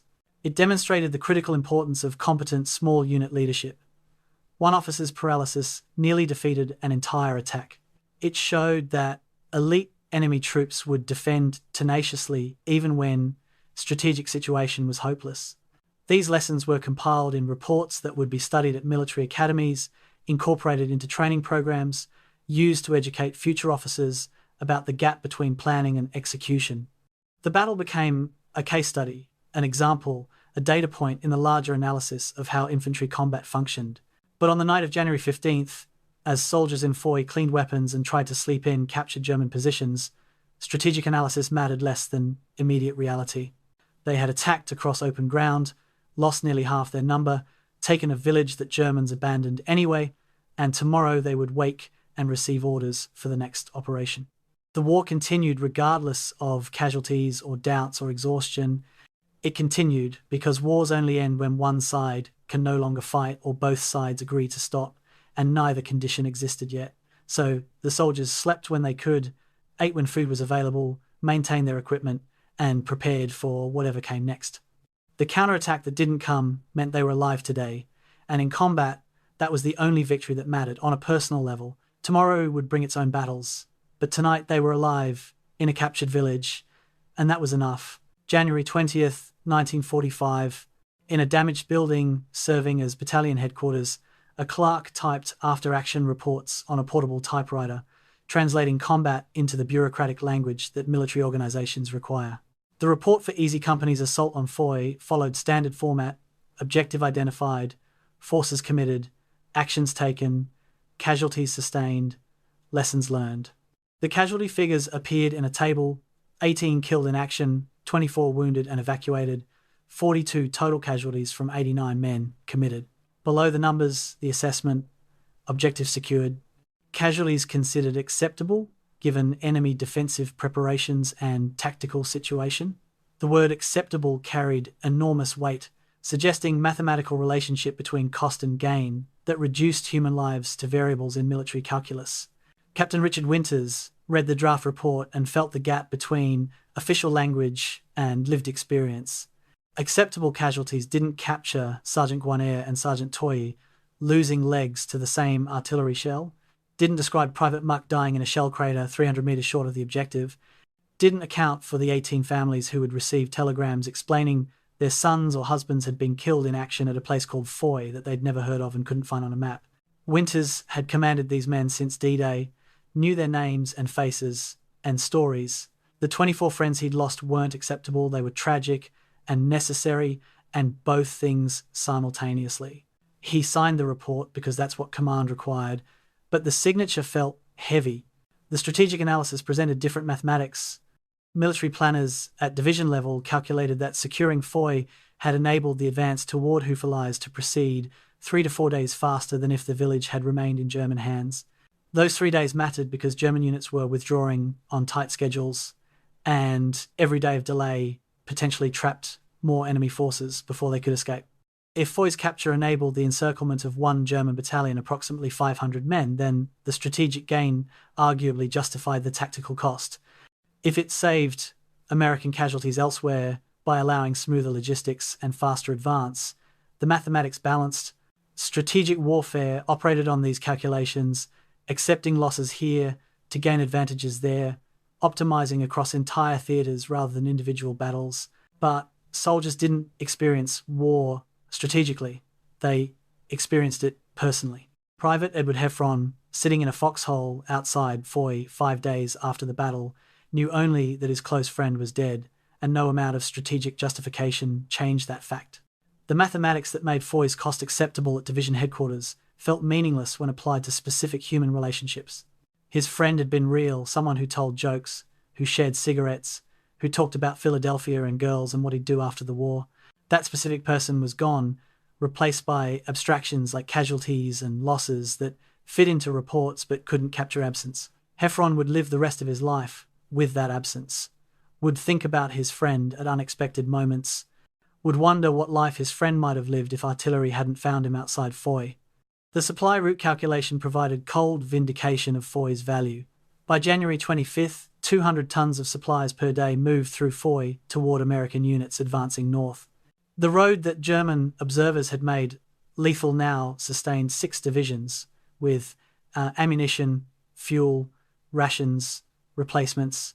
Engineer units widened the road, improved its surface, established supply dumps and maintenance facilities. Foy became a logistics hub supporting operations across the northern Ardennes. If those supplies saved American lives, if soldiers fought with adequate ammunition, if tanks didn't run out of fuel, if wounded received treatment faster, then Foy contributed to Allied victory in ways that transcended its local tactical significance. The mathematics suggested that 42 American casualties might have prevented 100 or 200 casualties elsewhere, though such calculations remain speculative. Replacement soldiers arrived at Easy Company on January 18th through 22nd, 30 new paratroopers fresh from training to fill the gaps left by casualties. They arrived with new equipment and new faces and new questions about how to survive combat. The veterans, those who had been with the company since D-Day or Normandy or at least Bastogne, looked at the replacements with weary assessment. Some would prove competent, would learn quickly, would become valued members of the unit. Others would panic in their first firefight or make fatal mistakes or simply be unlucky. The veterans couldn't tell which replacements would survive and which wouldn't. Combat was the only test that mattered. So they provided basic advice: keep your head down, do what sergeants tell you, don't try to be a hero, and prepared for the next operation where some of these new faces would become casualties that required replacement in turn. The broader Battle of the Bulge casualty figures provided context that made Foy's losses appear modest by comparison. American forces throughout the Ardennes fighting suffered approximately 89,000 casualties between December 16th and January 25th. 19,000 killed, 47,000 wounded, 23,000 captured or missing. Easy Company's 42 casualties represented 0.047% of the total, a statistical footnote in a battle that involved hundreds of thousands of soldiers. But statistical insignificance at army level didn't diminish significance at unit level. To Easy Company, the Battle for Foy wasn't a footnote. It was the single most costly action they'd fought since Normandy, the day they lost nearly half their number in 3 hours. Veterans processing their experiences in the days after battles struggled with questions that had no satisfying answers. Sergeant Floyd Talbot, speaking with Sergeant Carwood Lipton, articulated what many felt: "We did what we had to do. The village had to be taken. But that doesn't make it easier knowing guys died for it." Lipton, pragmatic by nature, responded with a fatalism that sustained soldiers through multiple combat operations. "We don't get to choose the missions. We just execute them and try to keep as many guys alive as possible." It was acknowledgement without acceptance, recognition that military necessity existed, but didn't erase the human cost it exacted. The question of whether Lieutenant Dyke's paralysis had increased casualties occupied quiet conversations among veterans. If leadership had been competent from the start, if the attack hadn't stalled in the open, would fewer men have died? Impossible to know with certainty, but military analysts who later studied the battle estimated that the 13-minute delay before Spears took command likely resulted in 30% of the casualties, perhaps 12 men killed or wounded who might have survived, with immediate, aggressive leadership. That calculation damned Dyke, but also acknowledged that combat leadership is extraordinarily difficult, that officers crack under pressure, that institutional failures in training or assignment or psychological screening contributed to putting an inadequate leader in a critical position. Lieutenant Ronald Spears, promoted to command Easy Company permanently, said little about Foy afterward. When soldiers praised his run through German positions, he deflected with characteristic brevity. "We took the objective. That's what matters." His unwillingness to dwell on individual heroics reflected a perspective that saw combat as job rather than drama. Buildings needed to be cleared, machine guns needed to be suppressed, enemy positions needed to be taken. How you accomplished those tasks mattered less than accomplishing them. Spears would command Easy Company through the remainder of the war, would continue leading from the front with the same reckless courage that had saved Foy's assault, would survive against all probability to become one of the most decorated officers in the regiment. As January ended and the Battle of the Bulge officially concluded, with German forces driven back to their starting positions, Easy Company remained in Belgium, occupying defensive positions, conducting patrols, waiting for the next phase of operations.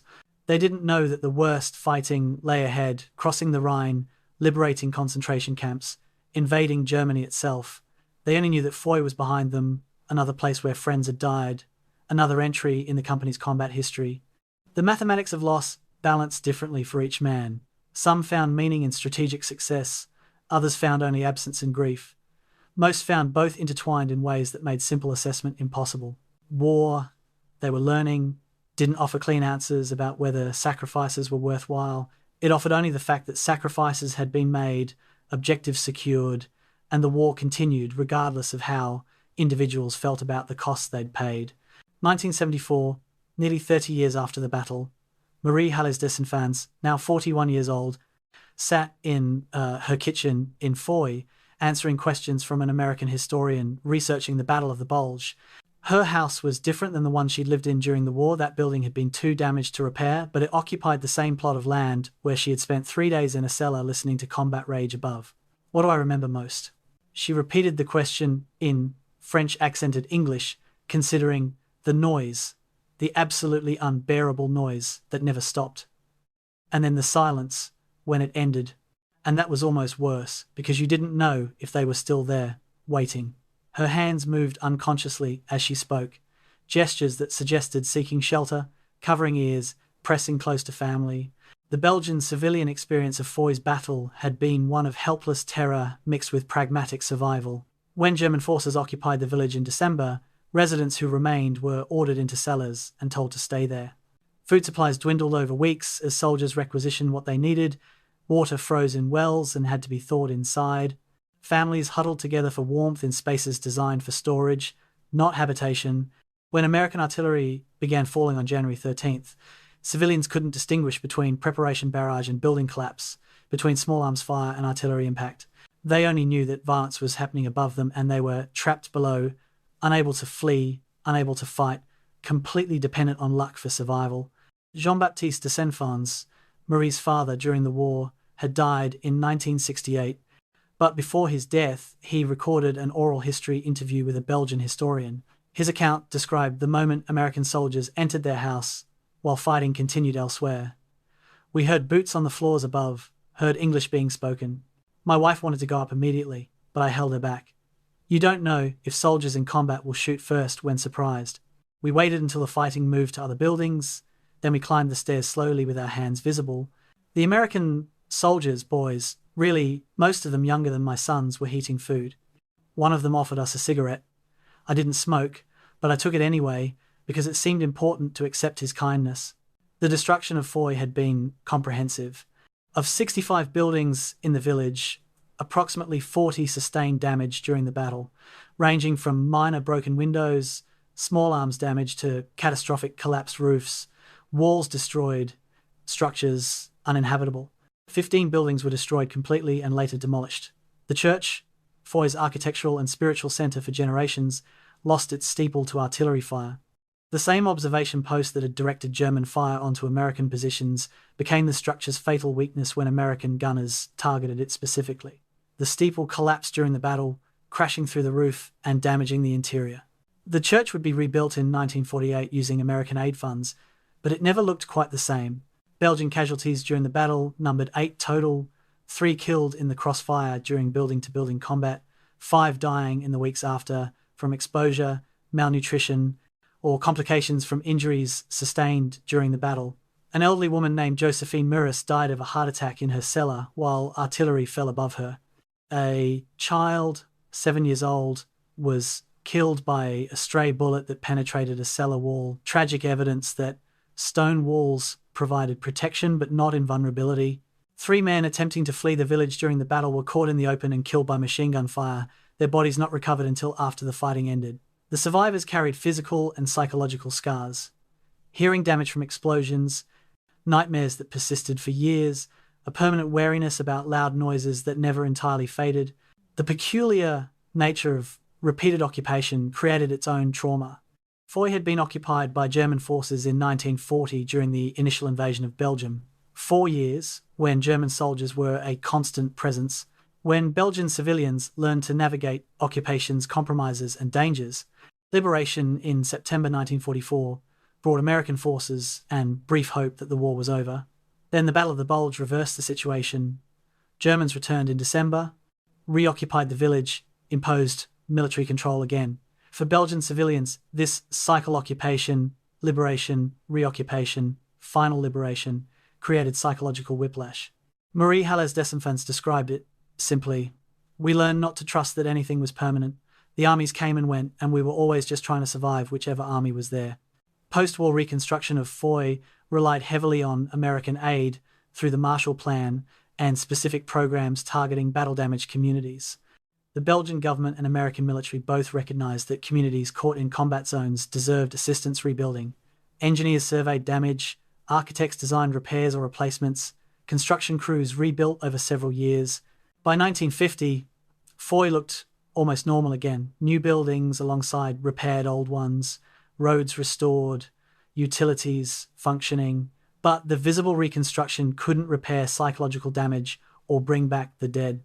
The village that existed after the war was physically similar to, but fundamentally different than the village that existed before. A memorial was established in 1947, a simple stone monument in Foy's reconstructed square, listing the names of Belgian civilians killed during the Battle of the Bulge, and specifically during the January 1945 battle. The monument included a plaque thanking American forces for liberation, but also acknowledging the costs that liberation imposed on civilian residents. The wording was carefully diplomatic: gratitude for freedom, mourning for losses, hope that such violence would never return. Veterans who later visited the memorial often found the civilian perspective jarring. Americans remembered Foy as a tactical objective successfully taken. Belgians remembered it as the place where their homes and sometimes their families were destroyed. The relationship between Belgian civilians and Allied soldiers was complex, mixing genuine gratitude with resentment at devastation. Americans had liberated Belgium from German occupation, yes, but the method of liberation involved combat that destroyed civilian property and killed civilians caught in the crossfire. Marie Hallez Desenfants articulated this complexity. Were we grateful? Yes, absolutely. Did we also resent that our village was destroyed? Also yes. Both things were true. The soldiers weren't trying to hurt us, they were fighting Germans. But we still lost everything. This dual consciousness, gratitude and resentment intertwined, characterized many civilian experiences in battle zones across Europe. By the 1990s, few Belgians who remembered the battle firsthand remained alive. The children who had hidden in cellars were now elderly, their memories decades old, but still vivid in specific details. The sound of explosions, the smell of cordite and plaster dust, the cold of January cellar imprisonment.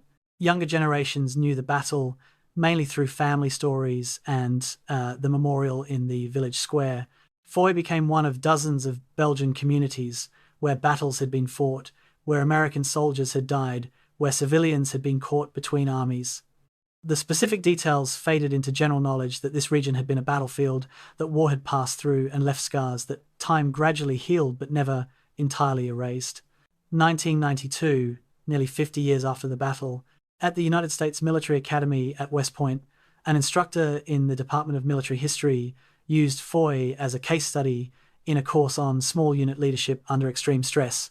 The cadets, aspiring officers in their late teens and early 20s, studied tactical maps showing the assault route, read after-action reports, watched interviews with surviving veterans. The instructor posed the central question that made Foy relevant beyond its tactical insignificance. What happens when a commander freezes in combat?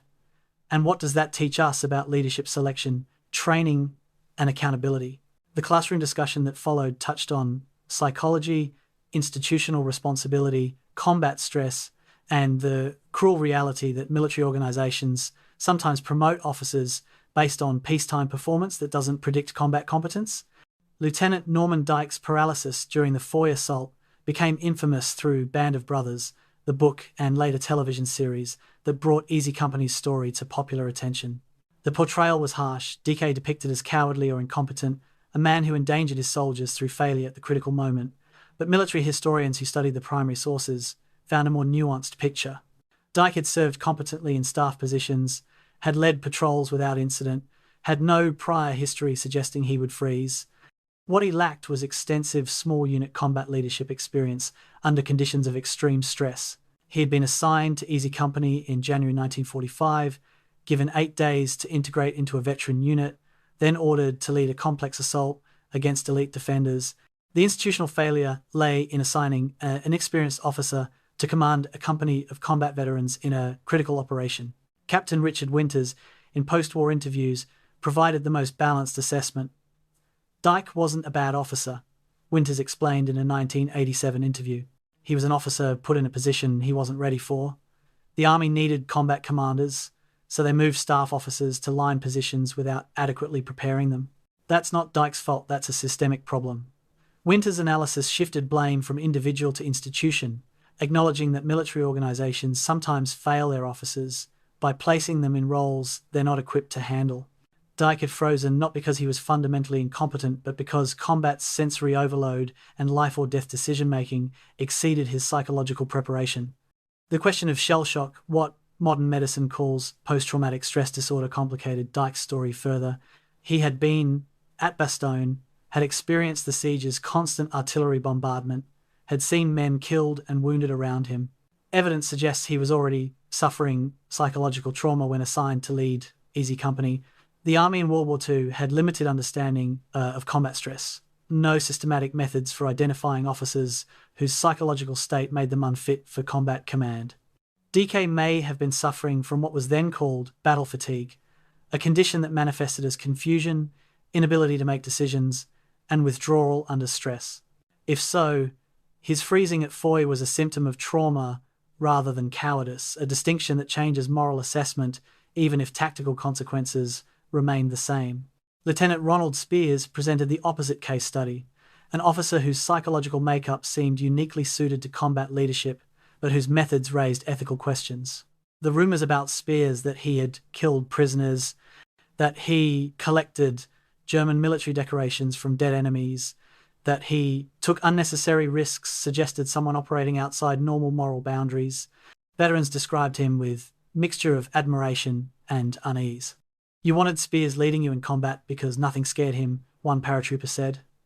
But you also wondered, what kind of person has no fear? That's not normal.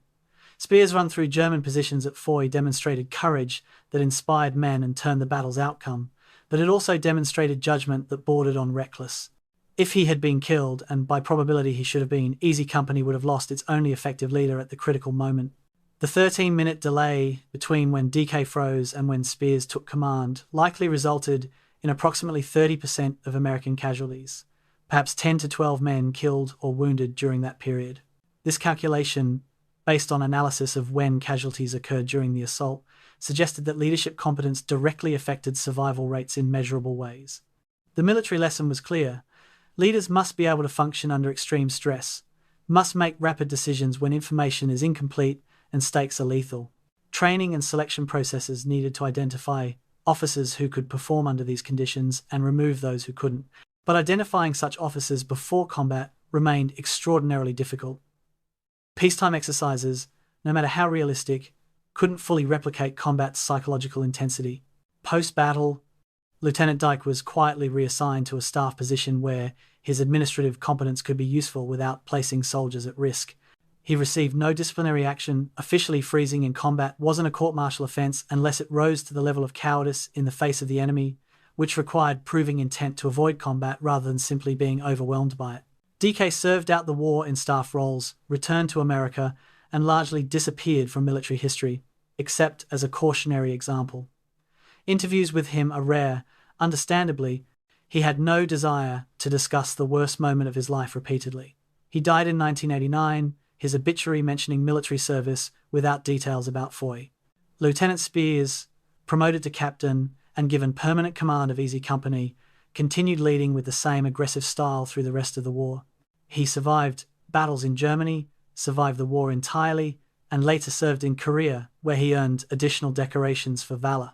His post-war military career included service in both Asia and Europe, rising to lieutenant colonel before retiring. The risks he took, especially that run through Foy, became legendary in airborne community, told and retold as examples of extraordinary leadership. But historians noting his survival against such improbable odds sometimes asked whether his example was useful or dangerous. Useful because it demonstrated that courage could inspire and transform outcomes. Dangerous because it suggested taking suicidal risks was acceptable leadership behaviour. The broader military lesson from Foy centred on selection and preparation of small unit leaders. After World War II, the Army developed more sophisticated methods for identifying combat leadership potential, including stress inoculation training that exposed officers to simulated combat pressure. Psychological screening improved, attempting to identify indicators of how individuals might respond to extreme stress. Relief of commanders mid-battle, while remaining rare, became accepted practice when immediate failure threatened mission success. Foy's example, both Dyke's failure and Spears' success, taught that leadership in combat was sui generis, that it required psychological characteristics that were partly innate and partly trained, but always critical to unit survival. Officers who couldn't function under fire endangered their soldiers, regardless of their peacetime competence. Modern military academies use Foy to teach cadets about the weight of command, the responsibility that comes with having soldiers' lives depend on your decisions. The case study isn't about condemning Dyke or lionizing Spears. It's about understanding the enormous pressure that combat leadership entails and preparing future officers to handle that pressure effectively. When the instructor at West Point finished the Foy case study, he asked his cadets a question with no comfortable answer. If you were in Winter's position, watching an attack fail because your company commander froze, would you have the moral courage to relieve him mid-battle? And if you were in Dyke's position, overwhelmed by sensory overload and unable to function, would you have the self-awareness to relinquish command before men died? The classroom fell silent, cadets confronting the gap between textbook answers and human realities. 1946. At the United States Army War College in Carlisle, Pennsylvania, senior officers gathered for a series of seminars analysing lessons learned from World War II combat operations.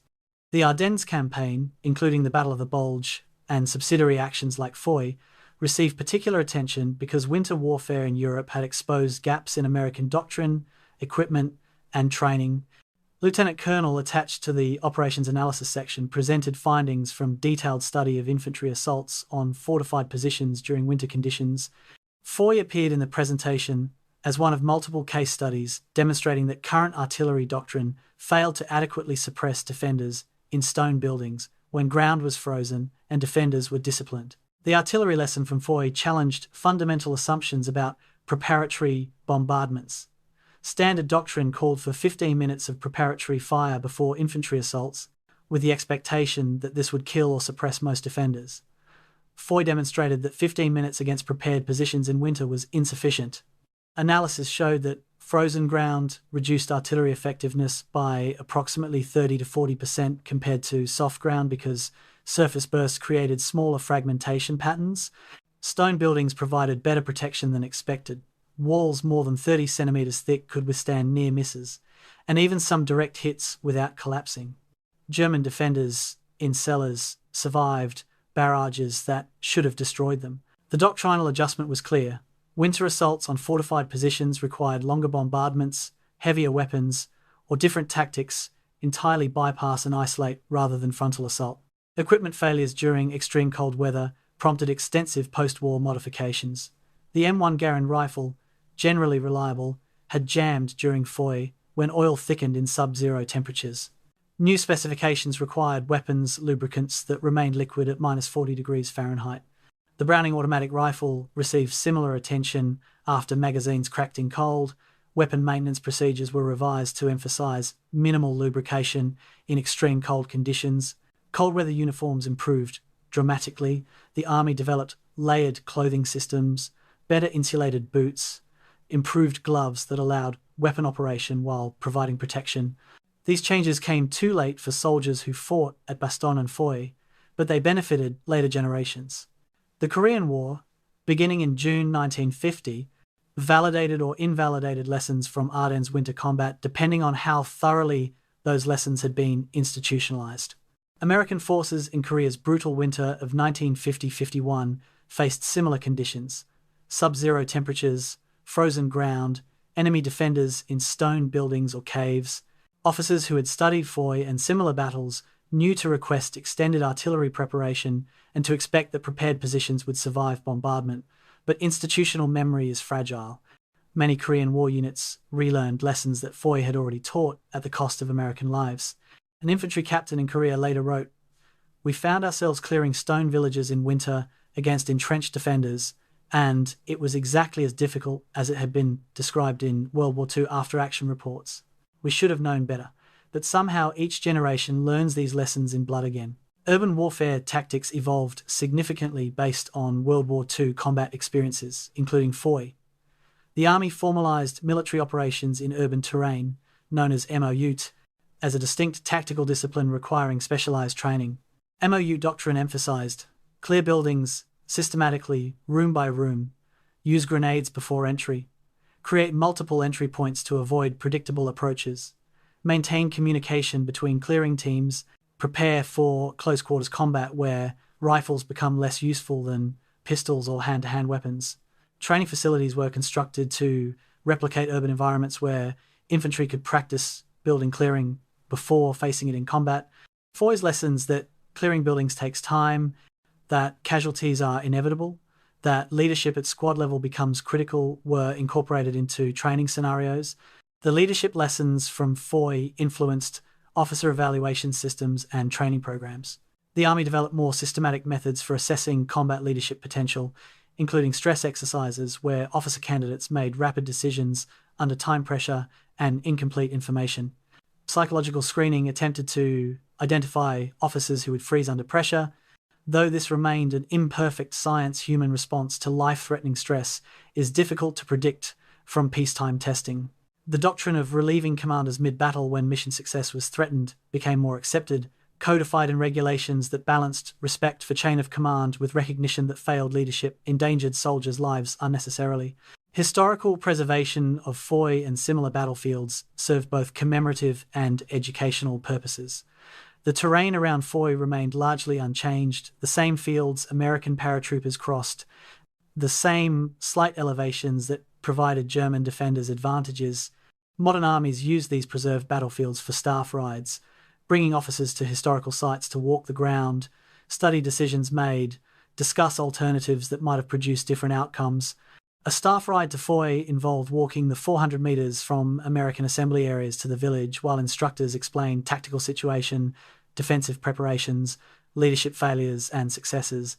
The exercise made abstract lessons concrete.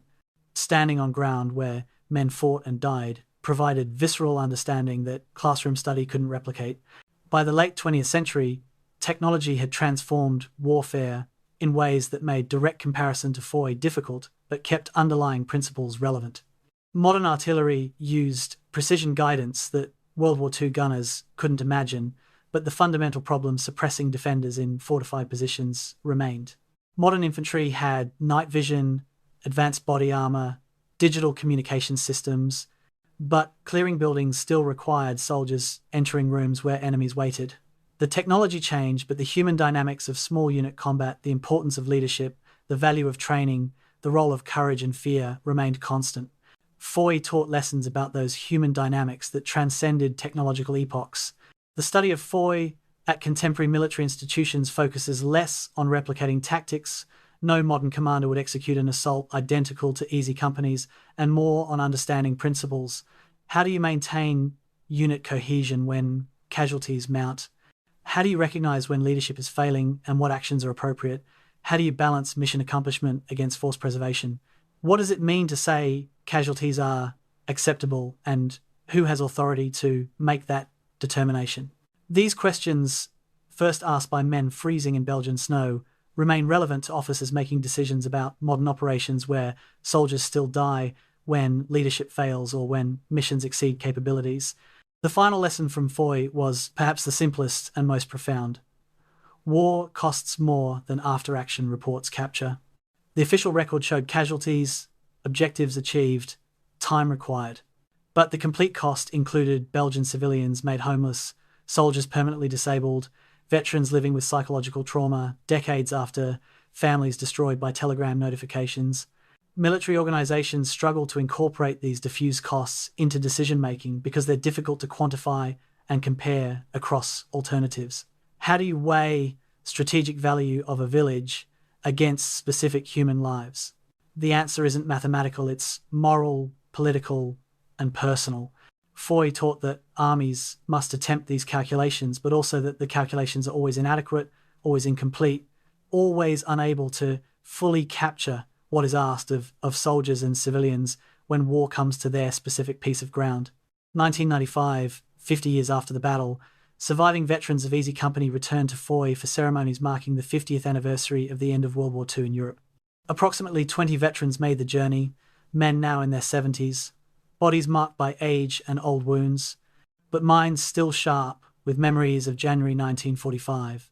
They walked the ground they had assaulted 5 decades earlier, the fields now peaceful farmland, the village rebuilt and prosperous.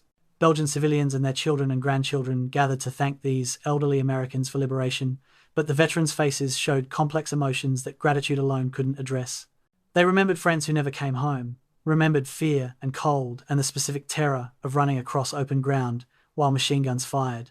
50 years had passed, but the weight of those memories remained. William Garnier, who lost his right leg in an artillery blast outside Foy, stood at the spot where the shell had landed. He walked with a prosthetic now, had lived 50 years with a disability earned in 3 seconds of random explosive violence. This is where it happened, he told younger relatives who had accompanied him. Joe Toy and I were sitting here, and then we weren't. His voice was matter-of-fact, the tone of someone who had told this story many times, who had processed the loss as much as processing was possible. But his eyes were distant, looking at a landscape that existed only in memory, snow and smoke, and the immediate aftermath when medics worked frantically to save them both. The farmland around him showed no evidence of that violence.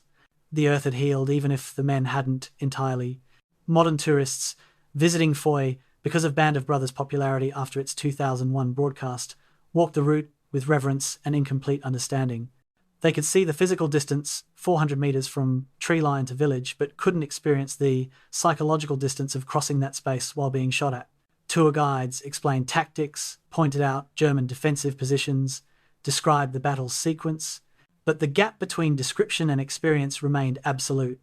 You can't really understand, one veteran told a tour group. I don't mean that as criticism. You just can't know what it was like unless you were there. and I wouldn't wish that knowledge on anyone. The memorial in Foy's central square had expanded over decades to include names of American soldiers killed in the battle alongside Belgian civilians who died. Ceremonies held there each January 13th brought together aging veterans, Belgian officials, American diplomatic representatives, and local school children who laid flowers without fully comprehending the events they commemorated. The rituals of remembrance served important functions, honoring sacrifice, maintaining connection between liberators and liberated, ensuring younger generations learned their history.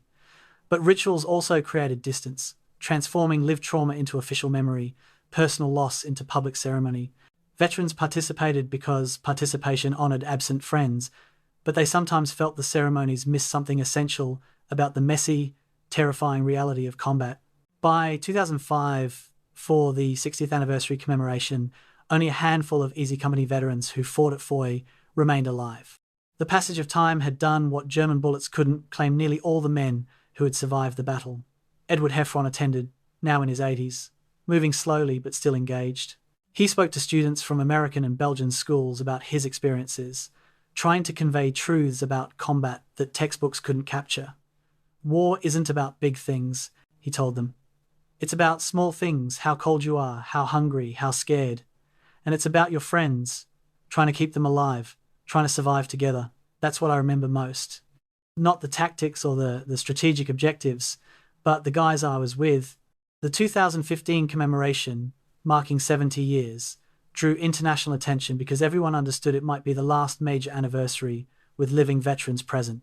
Perhaps 2 or 3 Easy Company men who fought at Foy were still alive by then, all over 90 years old, most too frail to travel. Their absence made the ceremonies more poignant. Soon there would be no living connection to the events, no one who could speak from direct experience. The transition from living memory to history was happening in real time. Younger generations would maintain the memory through documents and recordings and rituals, but something irreplaceable was being lost: the ability to ask questions and receive answers from someone who was actually there. Historical consensus about Foy's significance evolved over 70 years from event to interpretation. Military historians agreed the battle was tactically necessary. The village controlled roads American forces needed. German observers made those roads unusable, therefore the village had to be taken. But strategically, Foy was minor, one small battle among thousands, its outcome affecting larger operations only marginally. The human cost: 42 American casualties, approximately 75 German casualties, 8 Belgian civilian deaths, was significant to those individuals and families, but numerically small compared to total war losses. What made Foy historically important wasn't its strategic impact, but its representative quality. It exemplified the brutal mathematics of infantry combat, the cost of taking defended positions, the role of leadership and courage and random chance in determining who lived and who died. The question of whether Foy's cost was justified remained unanswerable in any objective sense. Military organizations said yes, the objective was secured, the strategic purpose served, the casualties acceptable within operational parameters. Veterans gave varied answers depending on personal experience and philosophy. Some found meaning in sacrifice, believing their friends died for important cause, and that giving their lives meaning required maintaining that belief. Others struggled with cynicism, questioning whether any objective justified the specific deaths of specific friends.